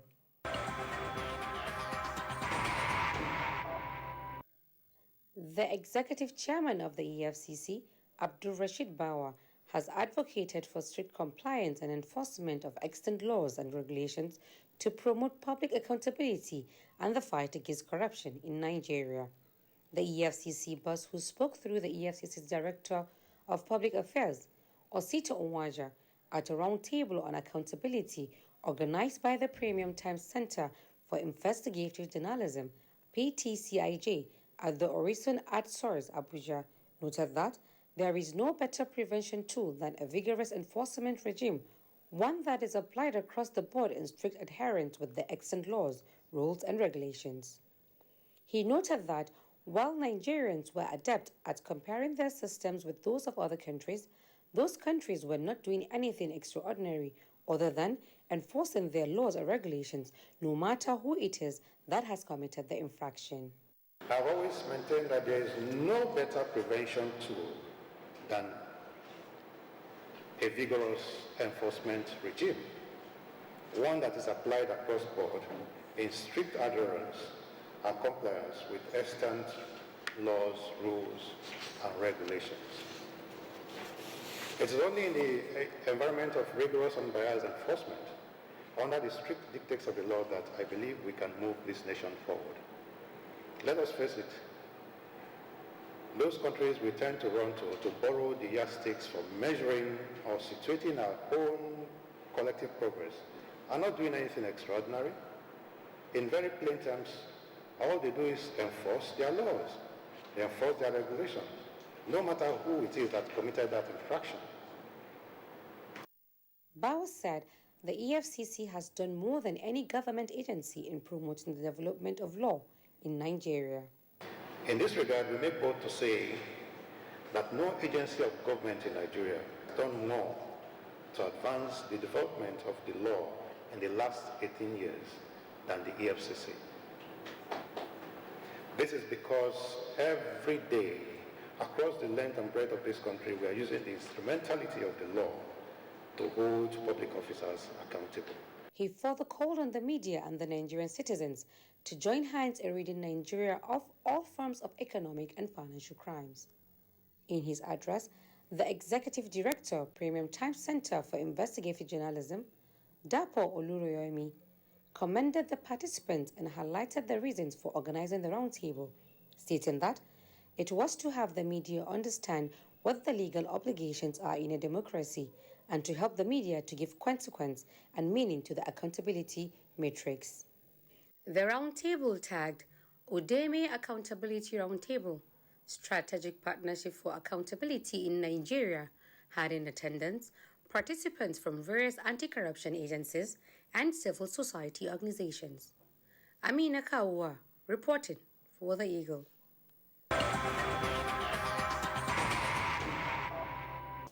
Today, the topic of discussion is centered on procurement fraud. What do you know about procurement fraud? Why does it pose a danger in the administration of any government? How can you join hands with the EFCC to bring it to its knees? Answers as we present procurement fraud, a danger to development. First, let's take a look at what procurement fraud is. Procurement fraud is a deliberate deception intended to influence any stage of the procurement process in order to make a financial gain or cause a loss. The loss is often to the organization giving out the contract. Procurement fraud can be perpetrated by the contractors or subcontractors external to the organization, as well as staff within the organization. They quote exorbitant cost so they could make extra gain for themselves or they provide substandard materials or services. This criminal act has caused so much loss to organizations and Nigeria as a country. What's the true nature of this fraud depriving Nigeria of her development? Let's join Ojotokutami Eche in this interview segment for insight into the true nature of fraud in public procurement. Over to you, Eche. Generally, before we begin the explanation about the meaning of procurement fraud, it's very important for us to understand what do we mean by procurement in general. When we say procurement, we mean acquisition of goods and services at the best total cost of ownership in the right quantity and quality and at the right place and time. Then when we look at the other side of the meaning of procurement fraud, we are now talking about the fraud that is committed in this acquisition of these goods and services. Generally, procurement fraud in a single term means breach in the method of acquiring these goods and services at the right amount, at the total cost, and at the right time. How has procurement fraud affected the economy of Nigeria? Yes, the procurement fraud has affected the economy of Nigeria in general because without the proper method of acquisition of this procurement of goods and services, the economy is being affected because it contains what we call the provision of goods, the provision of civil works, and then the provision of consultancy services. Why are we saying so is because in the procurement cycle of the federal government of Nigeria, the procuring entity, before embarking on any procurement exercise, that procurement has to be under the notion of either provision of goods or either provision of services or either provision of civil works. When we say civil works, we mean building of bridges, highways, and building of classrooms, building of offices, or any building that contains in the agreement that was entered between the procuring entity and the contractor. And then when we say the provision of goods, we are talking about the supply of materials. We are talking about supply of consumables. We are talking about supply of medical equipment. We are talking about supply of chairs in an entity. Then when we say consultancy services, we are talking about a procurement process in the government entity whereby training, provision of probably a computer training or probably a provision of consultancy services that has to do with on-the-job training by some parastatals and government entity. So generally, in the bid to effect these things, all procurement fraud related matters emanate from the provision of goods, services, as well as civil works. So how have they affected the economy? Yes, in the provision of this, there is an issue that we have to look at. Sometimes the procuring entity will collude with the contractor and some breaches will happen. We are talking about the whole tendering process from the beginning of the bid, from the implementation of that bid, right to the implementation of the contract. There are exigencies that will happen that will affect the economy. And this thing will now hamper into what we call the abandoned projects and sometimes diversion of public funds, because the funds may be inflated, the funds may be diverted, and the project may likely be abandoned or haphazardly done but with substandard materials by a contractor, just in a bid to make sure that he has gotten the funds that is being released by the procuring entity. So this way, federal government money or funds has been siphoned by the contractor, and in such a way, the federal government has been shortchanged. So virtually it has affected the economy. The monies that are earmarked for a project that has not been executed will definitely be utilized in another project in a subsequent year. Or probably that project that's supposed to have been executed, which the monies has been diverted, will not be executed. And at the end of the day, the what do we say? The community that's supposedly supposed to have enjoyed the services will be left alone and will be cut off completely. What are the laws that guide procurement in government offices in Nigeria? The laws that guide the procurement in government offices is the BPP Act, the Bureau for Public Procurement Act. The Section 58, subsection 4 of that BPP Act has already stipulated the offenses that are contained if these guidelines are not followed. The guidelines that are embedded in public procurement in government offices by the BPP stipulate that it must have efficiency, it must have transparency, it must have accountability, and it must have trustworthiness in the process of executing these bidding processes that will give us the right picture of the contract. So the laws are there, and are coupled with other laws that we have of the federal government, especially the Administrative of Criminal Justice Act, the Criminal Act that we are using, and the Penal Code, has stipulated that whoever stole government money and he was found culpable and upon conviction may be liable to be sentenced or sometimes to be debarred from service by the BPP. So this is how far the Act has been of helpful to investigators and to the economy of the nation. In what ways can procurement fraud happen? The procurement fraud normally started from the word go. When the procuring entity develops a program that they wanted to execute in terms of goods or services or consultancy services, there has to be some processes that they're supposed to embark. One of them is to write to the Bureau for Public Procurement for them to collect what we call the Certificate of No Objection. This Certificate of No Objection is like a carte blanche. It's a ticket for them that, okay, we have certified that you people are going into this contract. What we want to do is to follow the guidelines, follow the principle. And in such way, the principles that they're supposedly supposed to follow has to be guided by the BPP. So sometimes the services that the procuring entity wants to embark on will have to be under what we call probably an emergency procurement that relates with issues that has to do with disaster or issues that has to do with things that are emergency in nature, like flood, like let's just say this pandemic, COVID-19. So sometimes people will misuse these chances of procuring the right things at the right time that were certified by the BPP. And then what we are now left with will now see insertion. That's a breach that these people will be bringing into the contract procurement. So the issues start from the bid opening. We'll now look at the advertisement, if it is rightly done, which is supposedly to be done in 2 tender journals, including the procuring tender journal, or 2 national newspapers. Mr. Usman, your last word your last words on this issue before we let you go. Well, my last word here is people should be very, very careful of what they do in terms of procurement. A contractor that just registered his company will think that, okay, I'm set to go, I'm set to get contract from a procuring entity, and I will be able to deliver, without looking at the act, without looking at the regulations.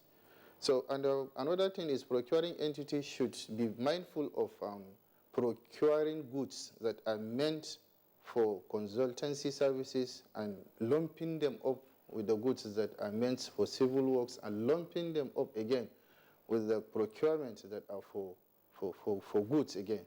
So these things are making us very uncomfortable when we want to investigate all these things. So my last word here is fight for corruption is a holistic one. Everybody should be on board, as our present executive chairman rightly pointed out. Fighting corruption is holistic one. You do your part, we do our part, and we serve the country for the better. If you're just joining us, the program is still The Eagle, coming to you from the stables of the Economic and Financial Crimes Commission, and we've been discussing procurement fraud, a danger to development. So much to learn there.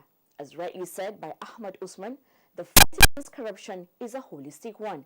Everyone should be on board. Play your part and we do ours. Together, we'll make Nigeria a better place.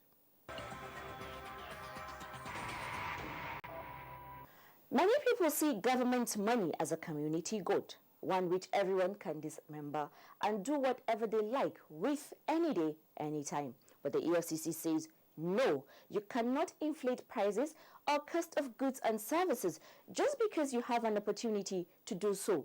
Neither can you provide substandard product or services to government and expect no repercussions. This is because the effects of procurement fraud are overwhelming. Procurement fraud is a deliberate deception with intent to influence any stage of the procurement process in order to make a financial gain or cause a loss. This kind of fraud can also occur when there are payment claims for goods or services not rendered or that are substandard to what was specified in the job order. Procurement fraud is also seen where employees and sometimes a close outsider collaborates with the insiders of an organization to defraud such organization.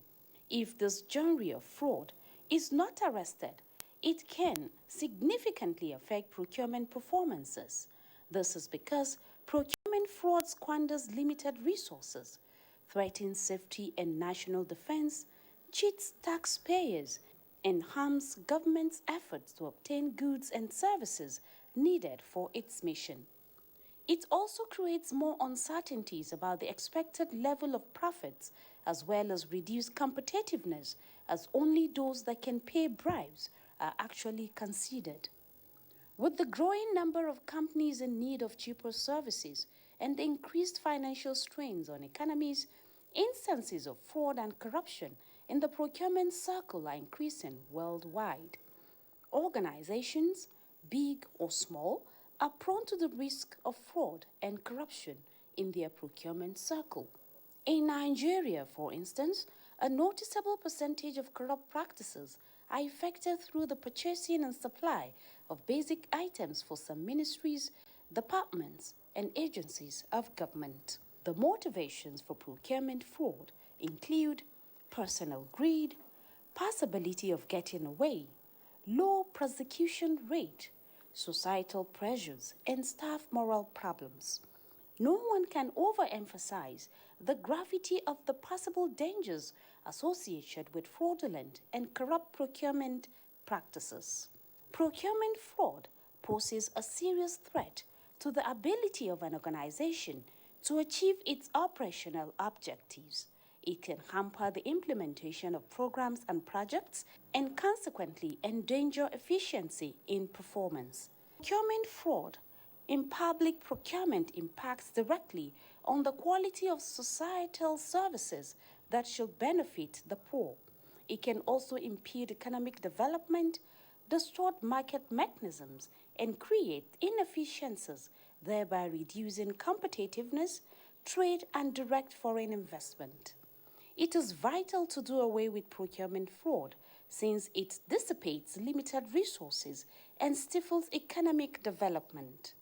Everyone in the organization must have a background knowledge of the procurement processes and the consequences of breaching the set down rules. There should be proper controls over purchases by ensuring that all purchase requisitions are authorized and approved by the authorized individuals in the organization. All invoices should have a pre-authorized purchase order, and the audit department should randomly select purchasing transactions and ensure that there are no gaps in the implementation of the controls. Segregation of duty also helps in curbing procurement fraud. In other words, a single individual should not create purchase orders, key in invoices, and issue payments. The extravagant personal spending of people responsible for purchasing could be a sign that something is not right. So, be watchful. Therefore, when it comes to procurement fraud, the best step forward is to put together preventive measures that can prevent it from happening. As the adage goes, prevention is better than cure. Aisha Gambari, reporting for The Eagle. Thank you, Aisha, for that eye-opener on the effects of procurement fraud on each and every one of us and on Nigeria as a whole. We can all see that this effect of procurement fraud cannot be overemphasized.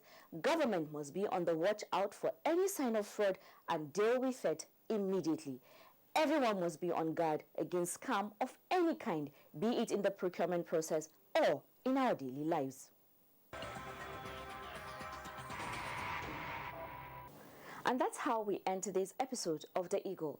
Do not forget, for matters relating to the economic and financial crimes, please send an email to info@efcc.gov.ng. And to speak to our officers, you can call 0809 3322 644 and follow us on all our social media platforms at Official EFCC.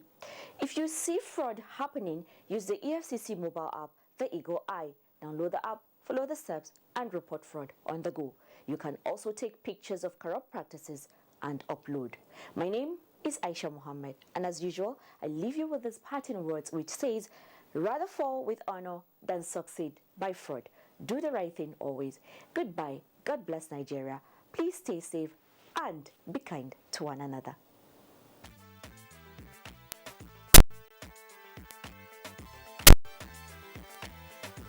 I never get this kind of thing, or I hear it.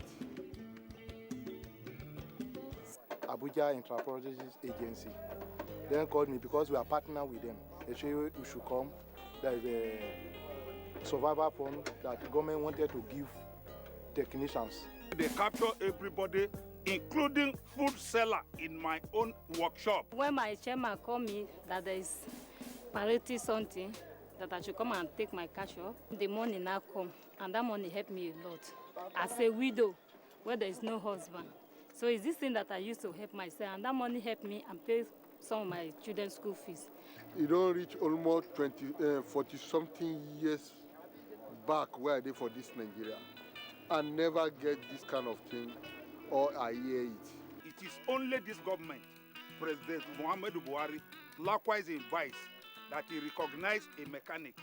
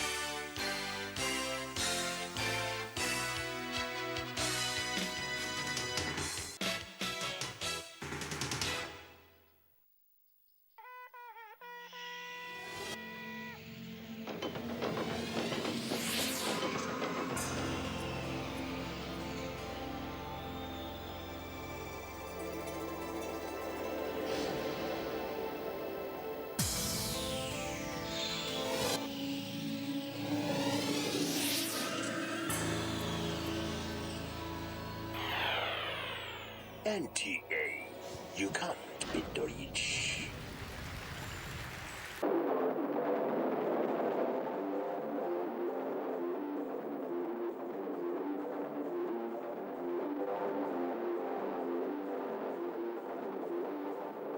Hello, it's a warm welcome to Sports Ray, reaching live on the network service of the Nigerian Television Authority. I'm Give George.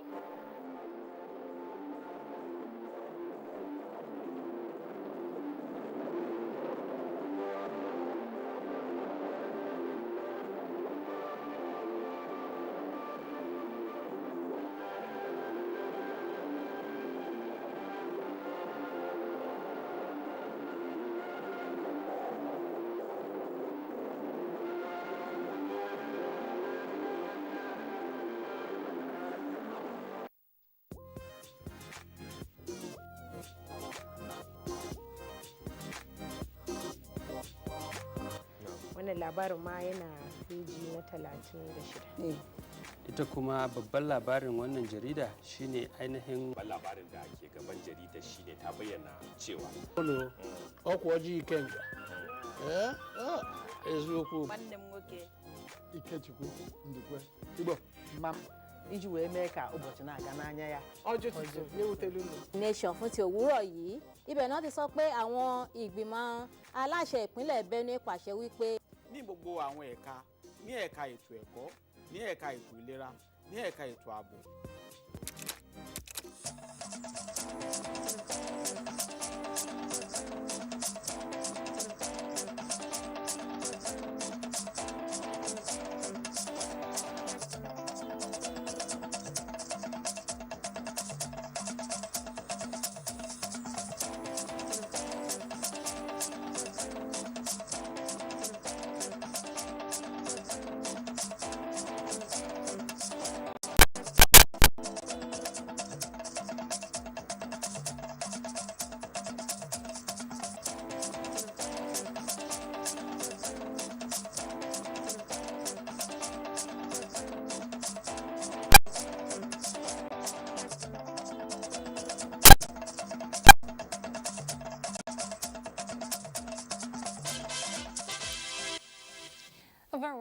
to you. Thank you for joining us. This is Nationwide.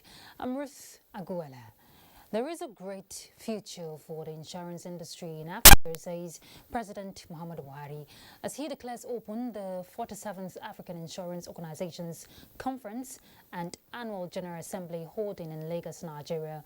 While stressing continued support of the administration, President Buhari noted the need to put the right mechanism in place for it to thrive.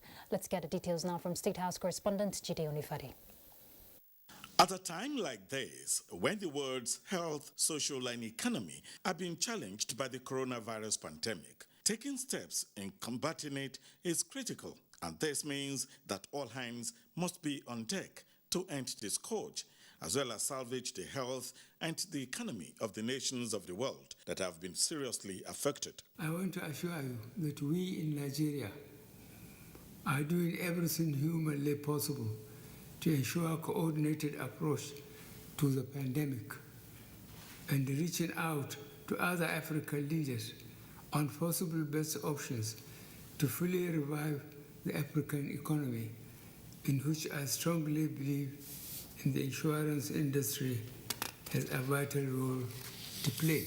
Rebuilding Africa's economy and insurance perspective is the theme of the conference, which the president describes as apt and well thought out, as it is looking at the reality of the moment, as many governments are trying to devise ingenious ways of managing the economy. We have put in so much effort in ensuring that Nigeria diversifies its economy into all non-oil revenue sources, and the insurance sector is one of such sectors that being encouraged to develop and bring us the necessary stability, economic sustainability, revenue generation, job creation, and financial inclusiveness. I assure you that this administration has and will continue to support insurance growth in Nigeria and Africa at large.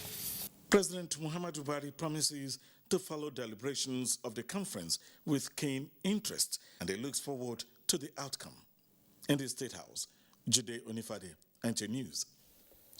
The presidency has outlined some successes recently recorded by the administration in various sectors as a result of the pragmatic economic reforms it embarked upon. Let's see that. The presidency recently outlined some successes recorded by the administration in various sectors as a result of the pragmatic economic reforms it embarked upon. A statement by the Special Advisor to the President on Media and Publicity, Femi Adesina, says a long-term jinx has been broken with the announcement of a profit of 287 billion naira by the Nigerian National Petroleum Corporation, NNPC, also signing into law the Petroleum Industry Bill after almost 2 decades. Amendment of the Deep Offshore and Inland Basin Production Sharing Contracts Act 2019. More than $6 billion of inherited cash call arrears now being cleared. Overseeing the first successful marginal fields bid round in almost 20 years. Launch of the first National Social Investment Program in the country's history. Restoration of the federal budget from a January to December cycle. The assenting to the Nigerian Center for Disease Control NCDC Act. The Police Act 2020. Nigeria Correctional Service Act 2019 and Finance Acts of 2019 and 2020, with the mandate to support federal budgets in specific reform legislation and implementation. Also, enactment of the Suppression of Piracy and Other Maritime Offences Bill 2019, the first of its kind in the entire Gulf of Guinea, dedicated to prosecuting maritime offences. The Police Trust Fund Act 2019, the first overhaul of the Company and Allied Matters Act, CAMA, in 30 years. Discrimination Against Persons with Disabilities Prohibition Act 2019, expansion of operation of the Treasury Single Account TSA. On projects, completion of the Takbewari Rail Line in 2020, completion of the Abuja-Kaduna, Abuja Metro, Abuja-Warri and Lagos-Ibadan rail lines. Also, completion of the NLNG train project, Train 6 in 2018 and successful flag-off of the Train 7 construction. Apapa Oshodi Oroshoki Expressway currently undergoing full reconstruction. Both Bonny Bridges and Road construction finally kicked off in 2017. The long-awaited Ogoni cleanup kicked off. The Zik Mausoleum was also completed in 2018. All right, let's turn our attention now to the political crisis in Guinea following the apparent overthrow of President Alpha Condé in Guinea, which has come with mixed feelings as some Guineans celebrate the military action, while global condemnation has continued to trail the coup.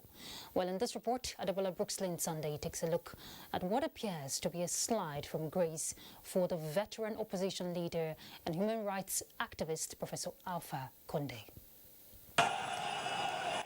Alpha Condé came to power in 2010 in the country's first democratic election since independence from France.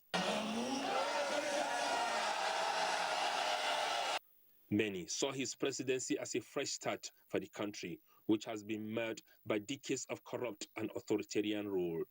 He is very, very popular, and finally, people have confidence in him. Opponents, though, say he has failed to improve the lives of Guineans, most of whom live in poverty, despite the country's vast mineral riches. In 2011, he narrowly survived an assassination attempt after gunmen surrounded his home overnight and pounded his bedroom with rockets. The dramatic development Sunday bore all the hallmarks of a West African coup d'etat.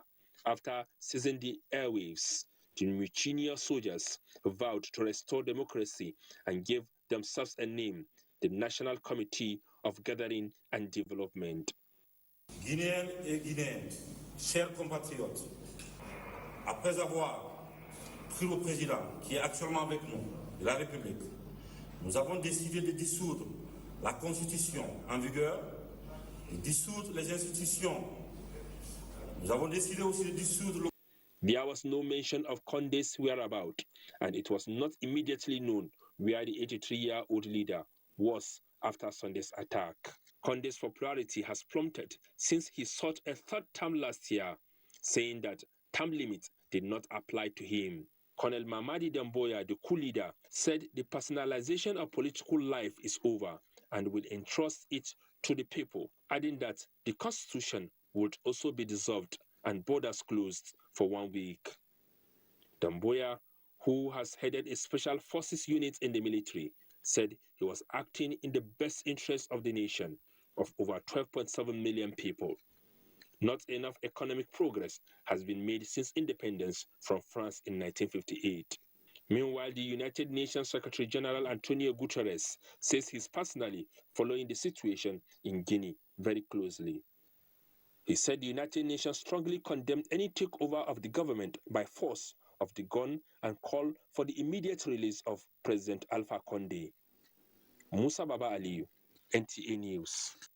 We apologize for that mix-up there. That was not by Adebola Brookslyn Sunday, but Musa Baba Aliyu. All right, let's expand the discourse. We have a guest joined us via Zoom to look at the issues around the Guinea coup. Professor Abubakar Kari, Associate Professor of Political Sociology and Dean, Student Affairs, University of Abuja. Thank you very much for joining us, Prof. Thank you for having me.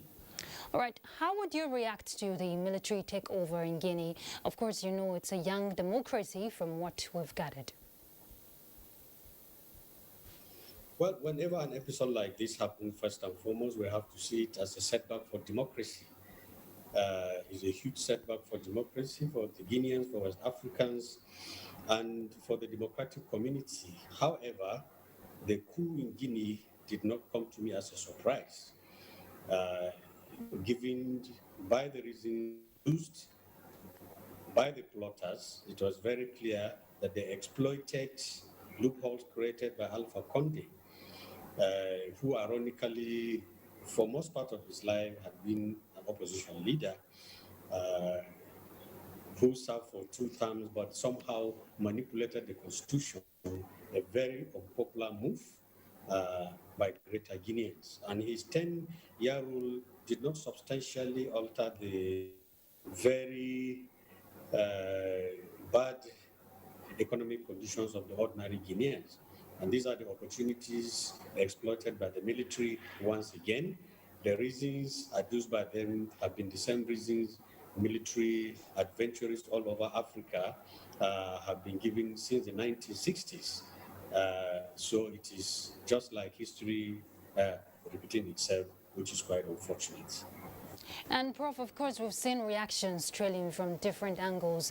The AU, ECOWAS and Nigeria all asking for immediate return of democratic rule in the country and an unconditional release of President Condé. Will that make any difference at all?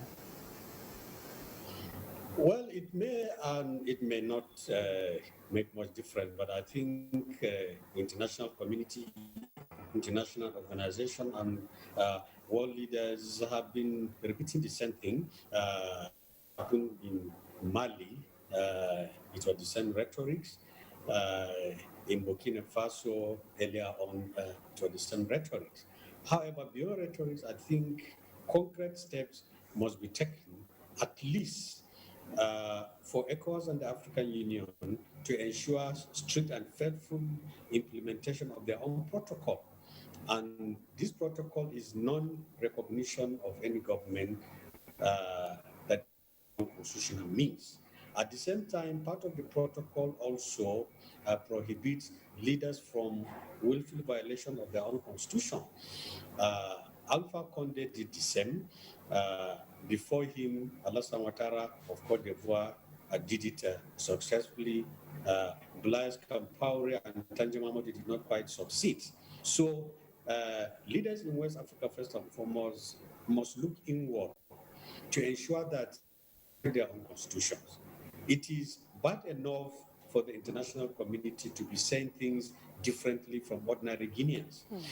It is very clear that the ordinary Guineans welcome the change of government there. Therefore, the best leaders and international community can do perhaps is to insist on return to civil rule as soon as possible, respecting the rights of but I don't think they can do anything towards returning him back to power, because such will be quite unpopular with the ordinary Guineans. And this is what the soldiers are capitalizing on. All right, let's take a clue from Mali. We've seen a similar situation played out in Mali. Now, how do you think this will affect ECOWAS and Africa progression going forward? Yeah, military rule is an aberration, and it remains however benevolent it is. And I think the conventional thing to do is to allow democracy to thrive, however tortuous or bad it is. The coup in Guinea is bad for West Africa, is bad for ECOWAS. ECOWAS must look inward, as I said earlier on. They must rally round together and ensure Mali and Guinea, the military adventurers, do not perpetuate themselves, do not stay for too long. They hand over in good time. The constitution is restored, and whatever changes to the constitution are effected and in a popular way. The conditions of the ordinary Guineans taken into cognizance. The ordinary Malians must also be taken into condition, and all necessary steps must be taken to ensure that this resurgence or re-emergence of military adventurers on the political landscape in West Africa is effectively nipped in the bud as soon as possible. And of course, I'm sure you're aware, Nigeria exact her foreign policy to stabilize Gambia. And we also see, the country making effort, talking about Nigeria in the case of Mali. And now Guinea's democracy is being threatened. How will Nigeria's big brother role, solve some of these problems? Yeah, the rhetoric by the Foreign Affairs Ministry, I think, is in order. Beyond that, Nigeria must take a leadership role in West Africa, as it has always done. It must quickly reach out to the new Guinea and sound a note of warning to them that Nigeria does not expect them to stay for too long. Nigeria must insist that they should unfold a transition program as soon as possible. Nigeria must also rally all the other West African countries and indeed the African Union itself to insist early return to civil rule in Guinea and respect for constitutionalism, human rights, and All right, thank you very much, Professor Abubakar Kari, for your time. Thank you for joining us. Thank you for having me. All right, that's the Associate Professor Sociology and Dean Student Affairs from the University of Abuja. Let's look at other issues arising around the continent. The West African Regional Bloc's envoy for Mali, Goodluck Jonathan, is in Bamako, Mali, admits growing doubts about whether the ruling junta will respect an African Union and ECOWAS deadline to hand over power to civilians next February. Former President Goodluck Jonathan is expected to meet with the local transition monitoring committee, the civil society and political parties. According to his schedule, he will meet with Prime Minister Choguel Mega before an encounter with the head of the military junta, Colonel Assimi Goita, on Tuesday. Mali faces an ambitious timetable to facilitate its return to constitutional rule, which includes a referendum on October 31st, regional and local elections on December 26th, and the first round of presidential and legislative elections on February 27, 2022.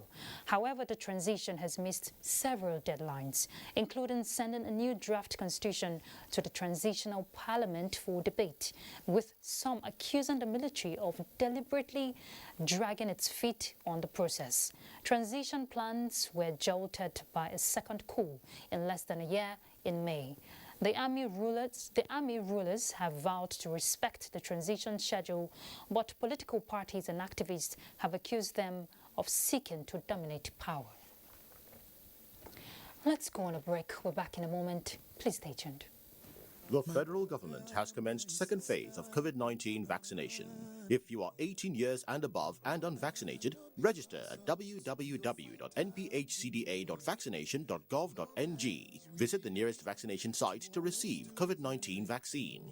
If you received first dose of AstraZeneca vaccine before 8th July 2021, second dose commences 23rd August and closes 5th September 2021. All vaccines are free and certified safe by WHO and NAFDAC. At the vaccination site, you can check blood pressure and know your diabetes risk status. Children aged 0 to 23 months will receive childhood vaccines and screen for malnutrition. After vaccination, continue to adhere to COVID-19 prevention protocols. For more information, visit www.nphcda.gov.ng or call 0700-220-1122. This message is from the National Primary Healthcare Development Agency.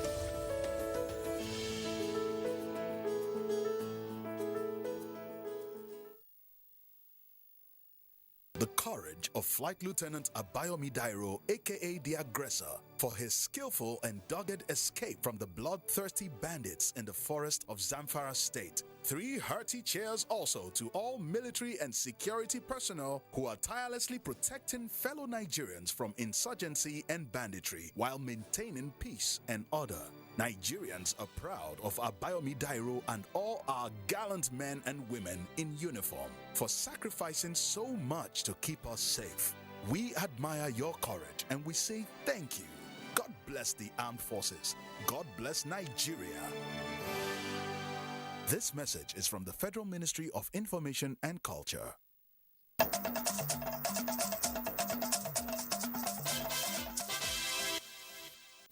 Welcome back. Towards ensuring optimal performance by officers and men of Operation Hadar and Daji, the Chief of Army Staff, Lieutenant General Farouk Yahaya, visited Zamfara State. Lieutenant General Yahaya met with the troops under the Sector 3 of the operation, where he emphasized renewed commitment of the Nigerian Army to win the battle against armed bandits and other criminals terrorizing the state. Jamilu Ibrahim has more for us. Army Staff Lieutenant General Farouk Yahaya's operational visit to Zamfara State was to have on-the-spot assessment of the ongoing military operation against the resurgent banditry and spread of kidnapping in the state, and to boost the morale of the troops, stressing that improving their welfare remains one of his priorities. All the security report, situation report that you hear, when you come to the ground, you will see what is the truth about it. Some of them are being exaggerated, many of them, but the troops are doing their best, and we will do everything possible to improve the situation. The Commander Sector 3 Nigerian Army, who informed the Chief of Army Staff that the troops deployed to the areas are doing a great job, stressed the need for members of the communities to continue to support them. In the meantime, all telecommunication services have been shut down in Zamfara State with effect from 3rd September 2021. A memo from the Nigerian Communications Commission says the measure is to enable relevant security agencies carry out required activities towards addressing the security challenges bedeviling the state. In Gusau, Jamilu Ibrahim, NTA News. It is 60 days to the Anambra governorship election, and INEC has introduced a new voter accreditation device. That's the bimodal voter accreditation system, BVAS, to be used during the election and beyond. Now, the latest technology was introduced by the INEC chairman, Professor Mahmoud Yakubu, at a meeting with chairmen of political parties in Abuja. Let's hear more from Mia Ogidi. Such handshakes are rare. If done privately, may attract public query, but here is seen as appropriate. Pleasantries over. Talks on politics begin. Bimodal authentication. No person can come to vote more than once. The bimodal voter accreditation system, BVAS, takes over the functions of the smart card reader and the Z-pad. Acceptance by stakeholders will allow the usage of the device from the Isoko North State constituency by-elections, then the Anambra November 6 governorship elections. Where the voter fails the fingerprint and facial authentication, he or she will not be allowed to vote. Then to the Anambra poll, the conflicting court judgments, over 30 now, a nightmare to INEC. I must say that some of the decided cases are making our work difficult, and we have been crying out loud for a long time. The intervention by the Chief Judge of the Federation, Justice Tanko Mohammed, to stem this development by summoning the Chief Judges of the states where these judgments were obtained for debriefing today is well received by the Council. November 6 is the day of reckoning in Anambra State. The mood of campaigns still a concern to INEC. Please let them be issue-based, or better still, use the campaigns to educate the electorate more on the advantages of the continuous voter registration exercise, the INEC chair told the party chiefs. Mia Ogidi, NTA News. Rivers Voices of Freedom has inaugurated its executive members in Eleme local government area of Rivers State to mobilize support for Senator Magnus Abe ahead of the 2023 general elections. Danny Kume Ulolo completes the story. Ahead of the 2023 polls, supporters of Senator Magnus Abe, a chieftain of the All Progressive Congress APC in Rivers State, have commenced grassroots mobilization with the formation of a support group, Rivers Voice of Freedom. Inaugurating Eleme LGA chapter of the group, President General Rivers Voice of Freedom, Dominic, urged the executives to always abide by principle of Senator Abe of politics without violence. I pledge never to serve the interests or ideas of this group. We have gone round to different LGAs in the state, the 23 LGAs in the state, to have Rivers Voice of Freedom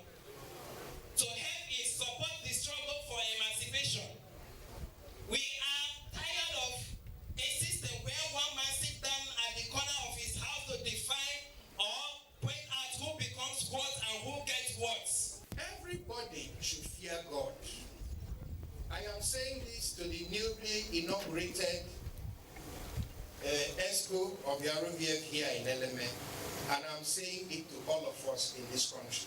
Let us fear God.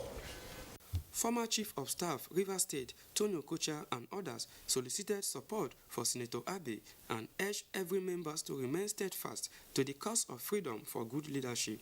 The RBF is a group that is canvassing for freedom of choice, decorum, free and fair election in Rivers State, and so on and so on. These are young crusaders. After the political search, they discovered Senator Magnus Abe. Rivers Voice of Freedom is a socio-political pressure group galvanizing support for socio-political and economic emancipation of the electorate in Rivers State. From Eleme local government area of Rivers State, Yanukume Ulolo, NTA News. And more on electoral affairs, the FCT, or Progressives Congress Local Council Congress, was adjudged peaceful, with delegates electing their local party leaders. Abdullahi Ajia, who compiled the results, reports that a consensus was adopted with few modification on those who were elected to pilot the affairs of the party at the level.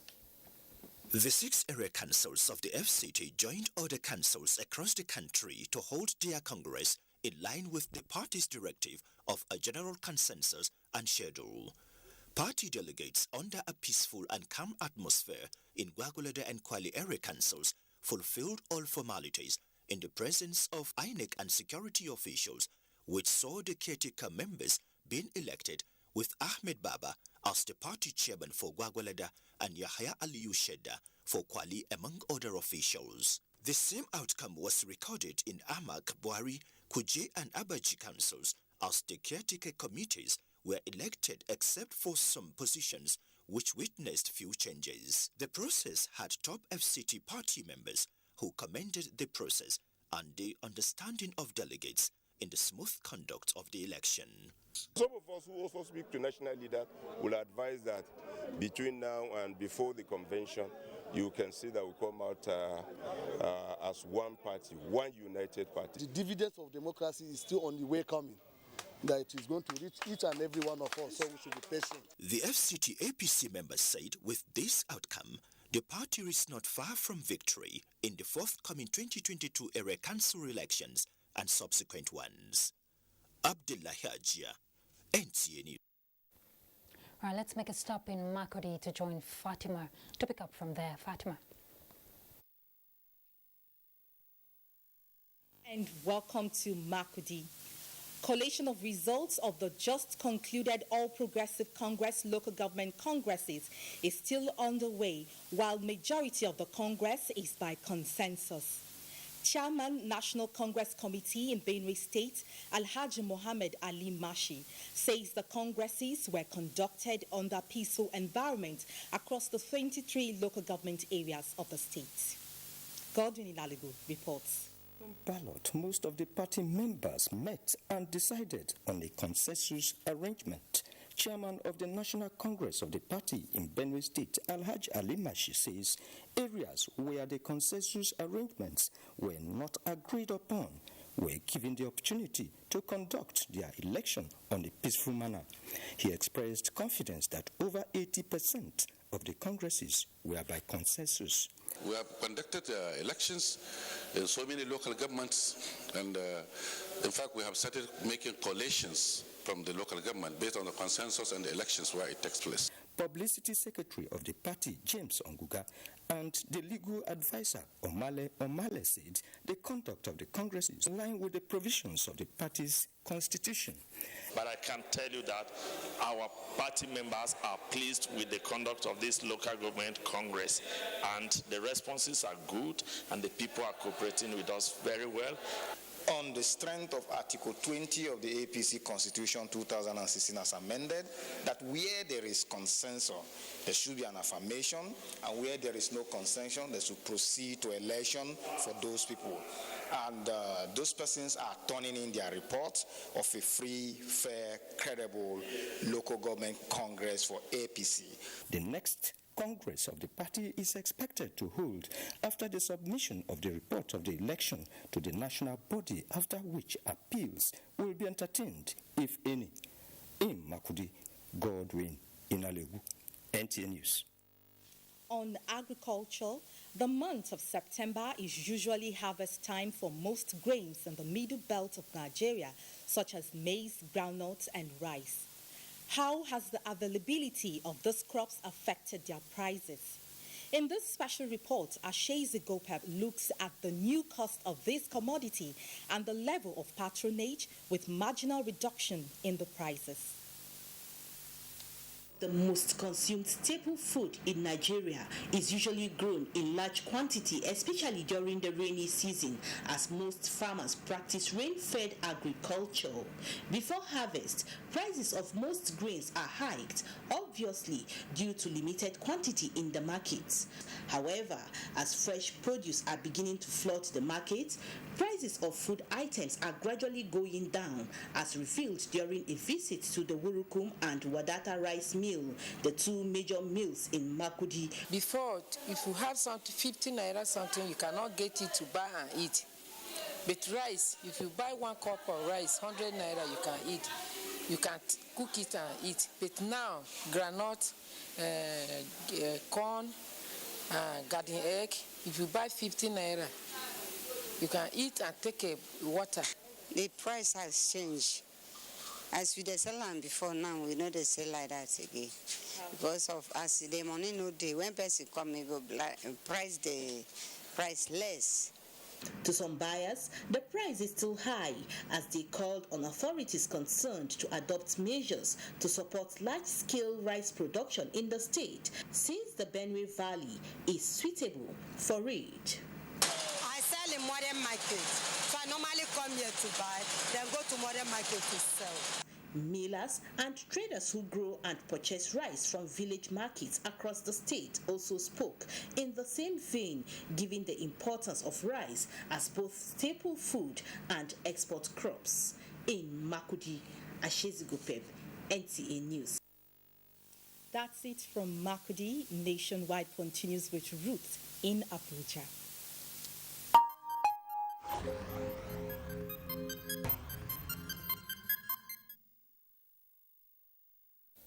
Welcome back. Let's bring you update on COVID-19.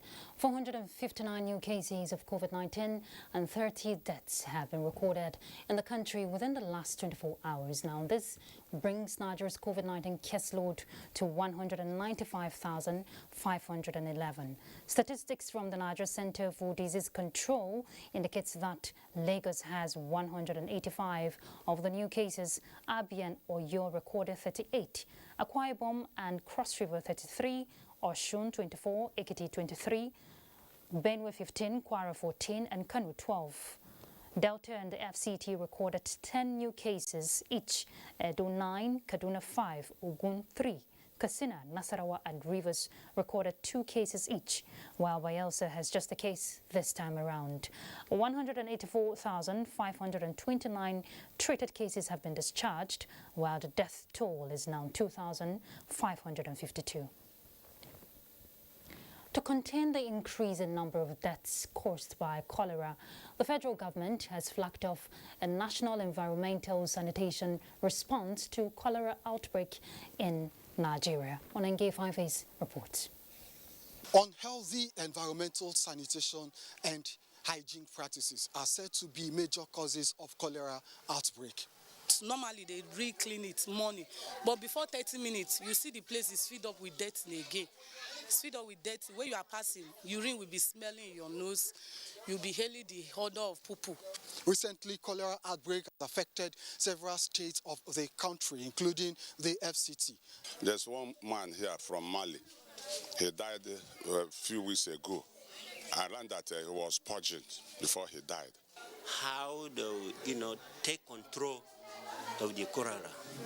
Because without education, people who don't know how to take control of the cholera. And to contain further spread of the outbreak, the Federal Ministry of Environment is flagging off a national environmental sanitation response to cholera in Bazango, a community in Kubwa, which is an epicenter of the outbreak. Environmental health officers in the states and local governments across the country have intensified their efforts in carrying out sanitary inspection of premises and abatement of nuisances that could result in cholera outbreak and other diseases. Expectations are that with improved education, people will become more conscious on how to take care of their environment and reduce their exposure to cholera. On NTA, Fine Face, NTA News. And more from the health scene. Building a strong health system in Nigeria with increased funding will accelerate the attainment of universal health coverage by 2030. This was the resolve of stakeholders at the Forum of Health Commissioners from the 36 states of the Federation and the FCT. Basi Ita Ipang reports that the Secretary to the Government of the Federation at the forum said government would soon unveil its decision on mandatory COVID-19 vaccination for every employee in its service. Adequate infrastructure, lack of equipment and human resources are some of the challenges in the health sector. These stakeholders attribute to funding. The Secretary to the Federal Government, Boss Mustafa, at the forum urged the commissioners to deliberate on the challenges caused by vaccine hesitancy in the country. Health of the citizens, as you know, is the health of the nation. This statement underscores the importance or the important relationship between the health and other sectors, including the socio-economic development. Whichever level we are talking about these issues, the underlying factor is funding. So that's why we need to find ways of increasing the funding in the health sector. The chairman of the forum, Beta Edu, says the forum is ready for more collaborations with the federal government, as well as explore the potentials for improved healthcare funding and healthcare delivery across the country. Above all, we'll be looking at strengthening primary healthcare system, which is the foundation of the health system in Nigeria. The Minister of State Health demanded for special tax for alcohol, cigarettes and other commodities that cause damage to human body, stressing that money generated from taxing the commodities could be deployed to fund the health sector, in addition to the existing funding structures. Basi Taipang, NTA News. Lagos will be our next stop as we join Kende to bring us the latest reports from that end. Kende. Thank you very much, Ruth, and thank you for joining us in Lagos. Not less than 5,000 youths from 6 geopolitical zones of the country have been empowered with skills in digital initiative aimed at making them self-resilient and competitive in the 21st century digital economy. Minister of Youth and Sports Development, Sunday Dare, made this known at the Ministry's Economic Sustainability Program, which rounded off in Lagos. Musa Toliat has the details. The quest for white-collar jobs that are not readily available has been taken out of concerns of these beneficiaries who were productively engaged for 6 weeks under the federal government's Economic Sustainability Program for Nigerian youths and the unemployed in the country.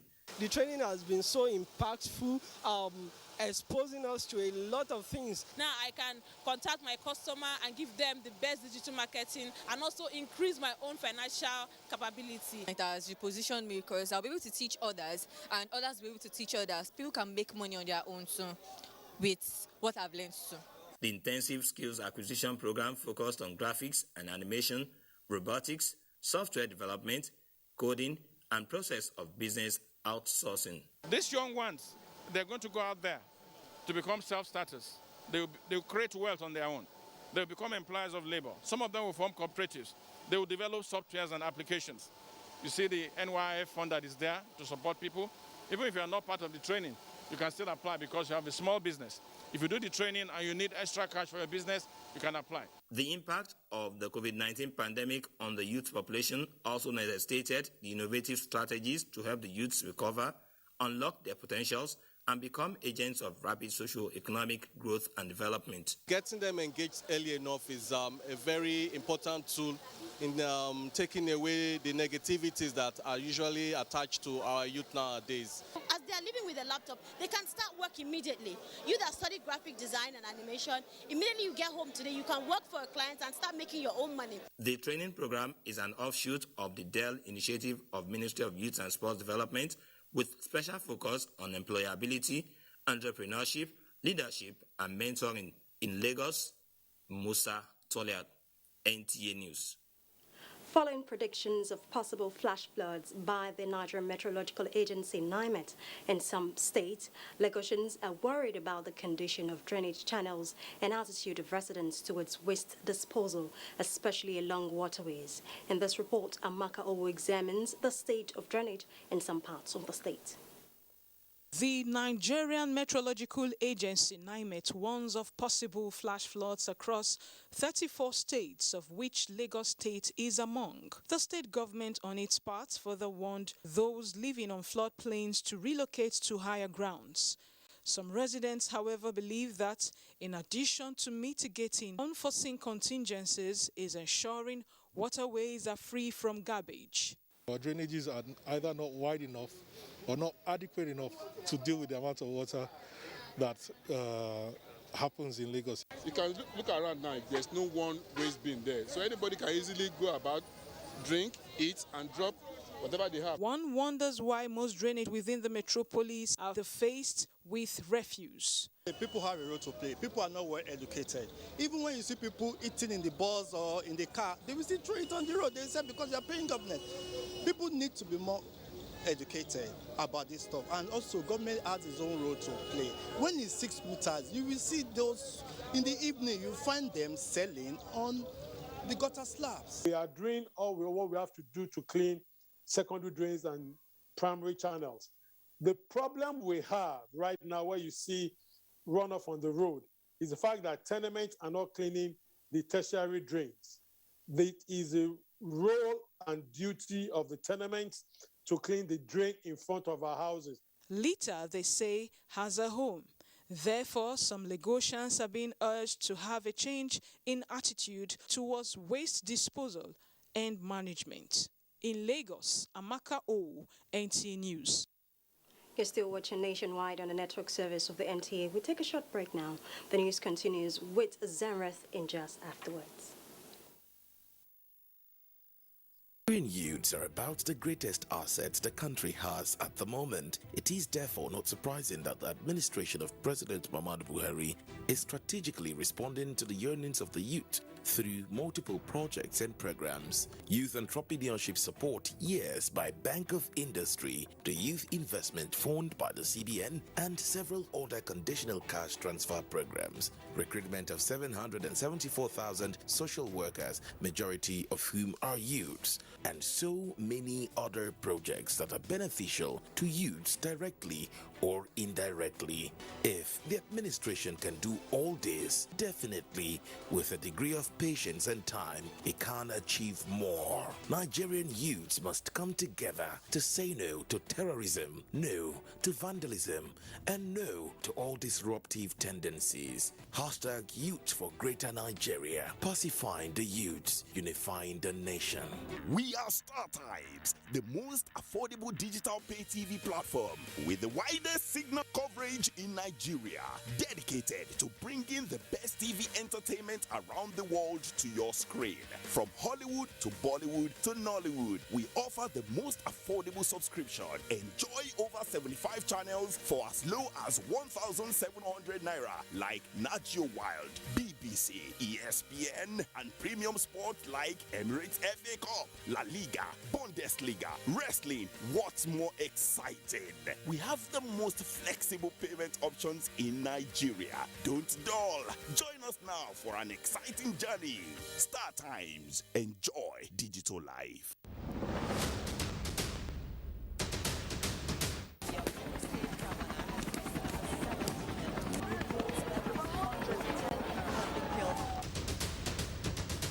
Firstly, safety. I'll ensure that my family members and loved ones are safe. I'll try as much as possible not to get involved. We should call the nearest police station. I will alert my family, my friends, my neighbors in that vicinity that this is what is happening. Who wins the star prize of 1 million naira in the ongoing Peace Nigeria Challenge, powered by Ask Nigeria, in partnership with National Council for Arts and Culture, NCAC, Nigerian Television Authority, NTA, and Star Times. Unity Challenge Nigeria, stronger together.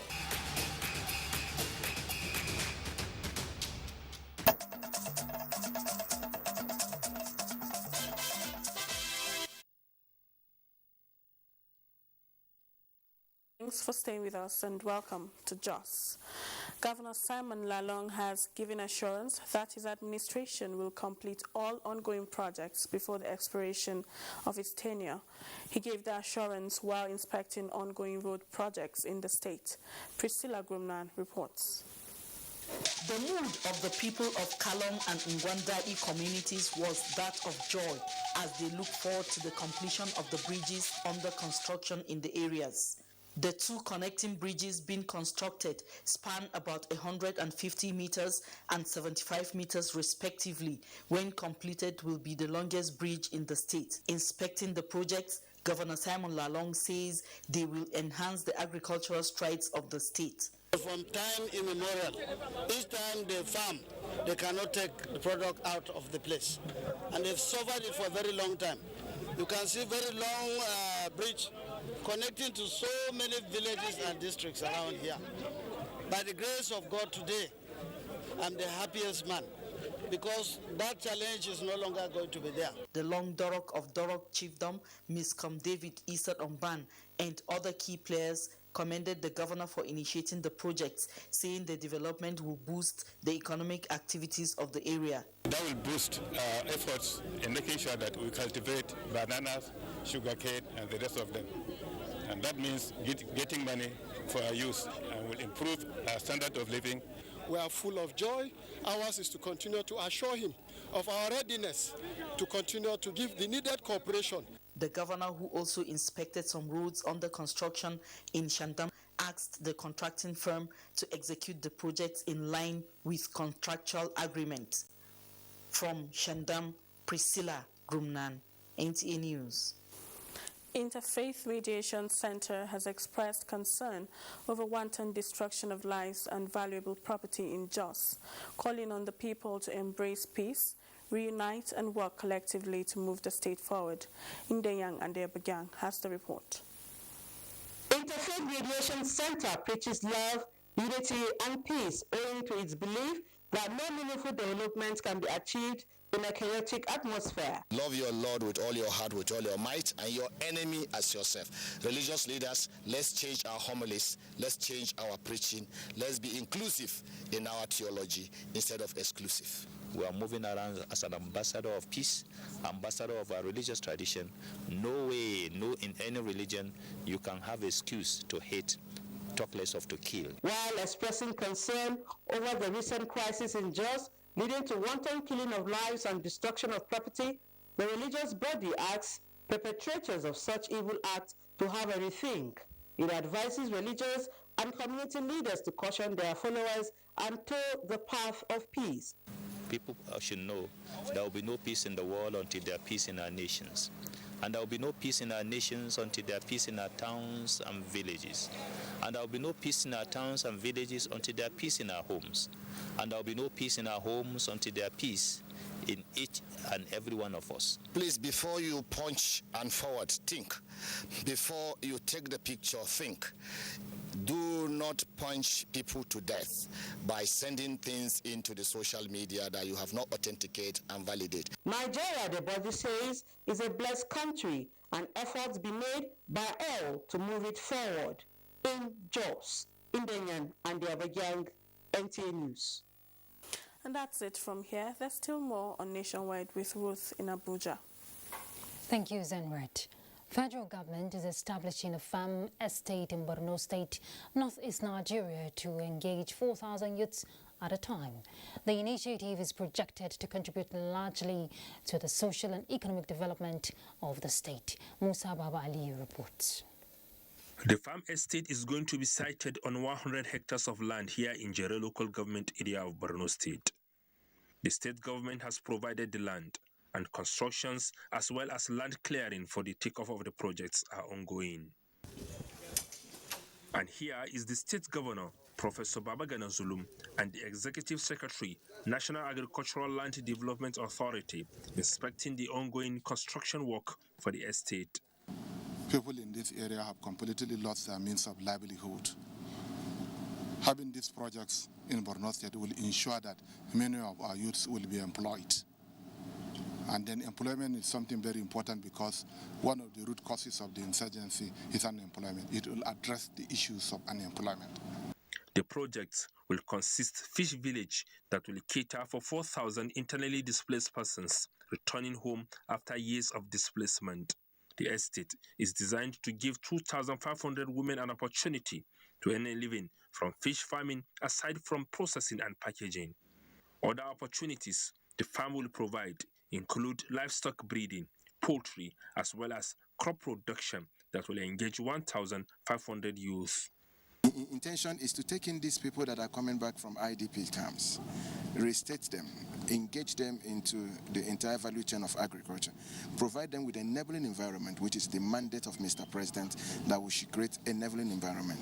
The vision of NALDA under the presidency is to ensure reactivation of abandoned lands, increase farming capacity, as well as attract youths into agriculture. Musa Baba Aliyu, NTA News. The ongoing process of reviewing existing revenue sharing formula in line with current political and socio-economic realities in the country has received the backing of some key players in the sector. Now, this was at a sensitization campaign organized by the Revenue Mobilization and Fiscal Commission in Gusau. Jamilu Ibrahim has more for us. A team from the Revenue Mobilization and Fiscal Commission is in Zamfara State for a sensitization on the topical issue of the review of the existing vertical revenue allocation formula that has been in operation since 1992. The team engages relevant stakeholders from the state government and the 14 local government councils, as well as traditional rulers among others, for inputs in the process of fashioning a new revenue allocation formula that will be in tandem with the current socio-economic realities in the country. The participants are unanimous that the current revenue sharing formula is inconsistent with the present and changing economic realities. There is no reason whatsoever for federal government to have a larger share than the state or rather the local governments. The kind of percentage that is given to the local government needs to 100% be reviewed. Because if that is reviewed, then we believe we will be able to take care of our problems. The 14 local government councils in Zamfara State proposed 43% for federal government, 33% for the state government, and 24% for the local government councils. Before, Zamfara State was about 1.82 million.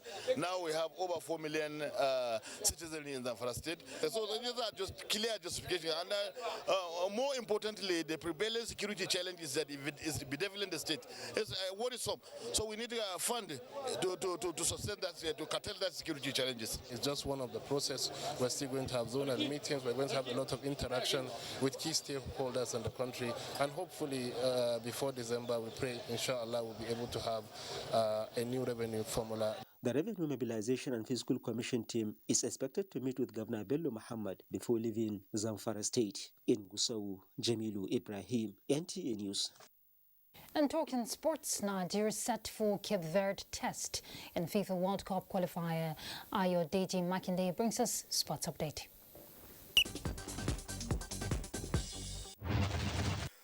Super Eagles will advance their quest for a 7th FIFA World Cup Finals appearance when they take on Blue Sharks of Cape Verde on match day 2 of the qualifiers Tuesday at the 5,000 capacity Estadio Municipal Aderito Senna.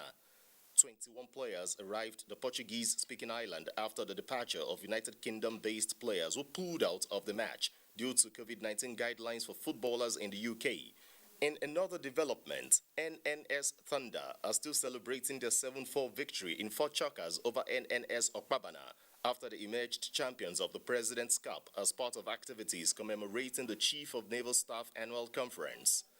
The event, which held at the Army Polo Resort, Abuja, also saw NNS Andoni win the Chief of Defense Staff Cup and NNS Centenary emerging winners of Chief of Naval Staff Cup.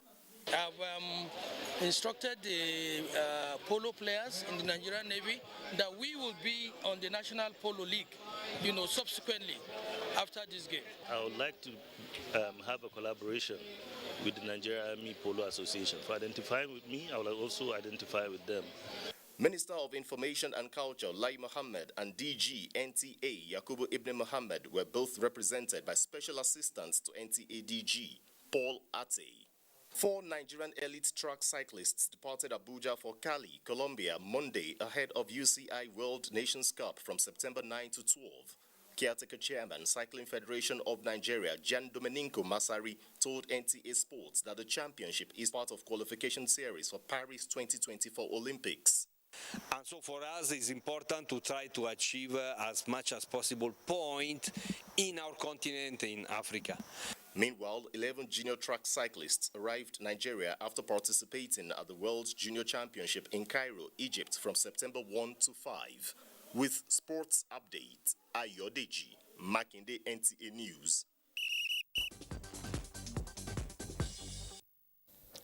Right, we're done with Nationwide. Thank you for your company. But remember, the fight against rape and rapists is not over.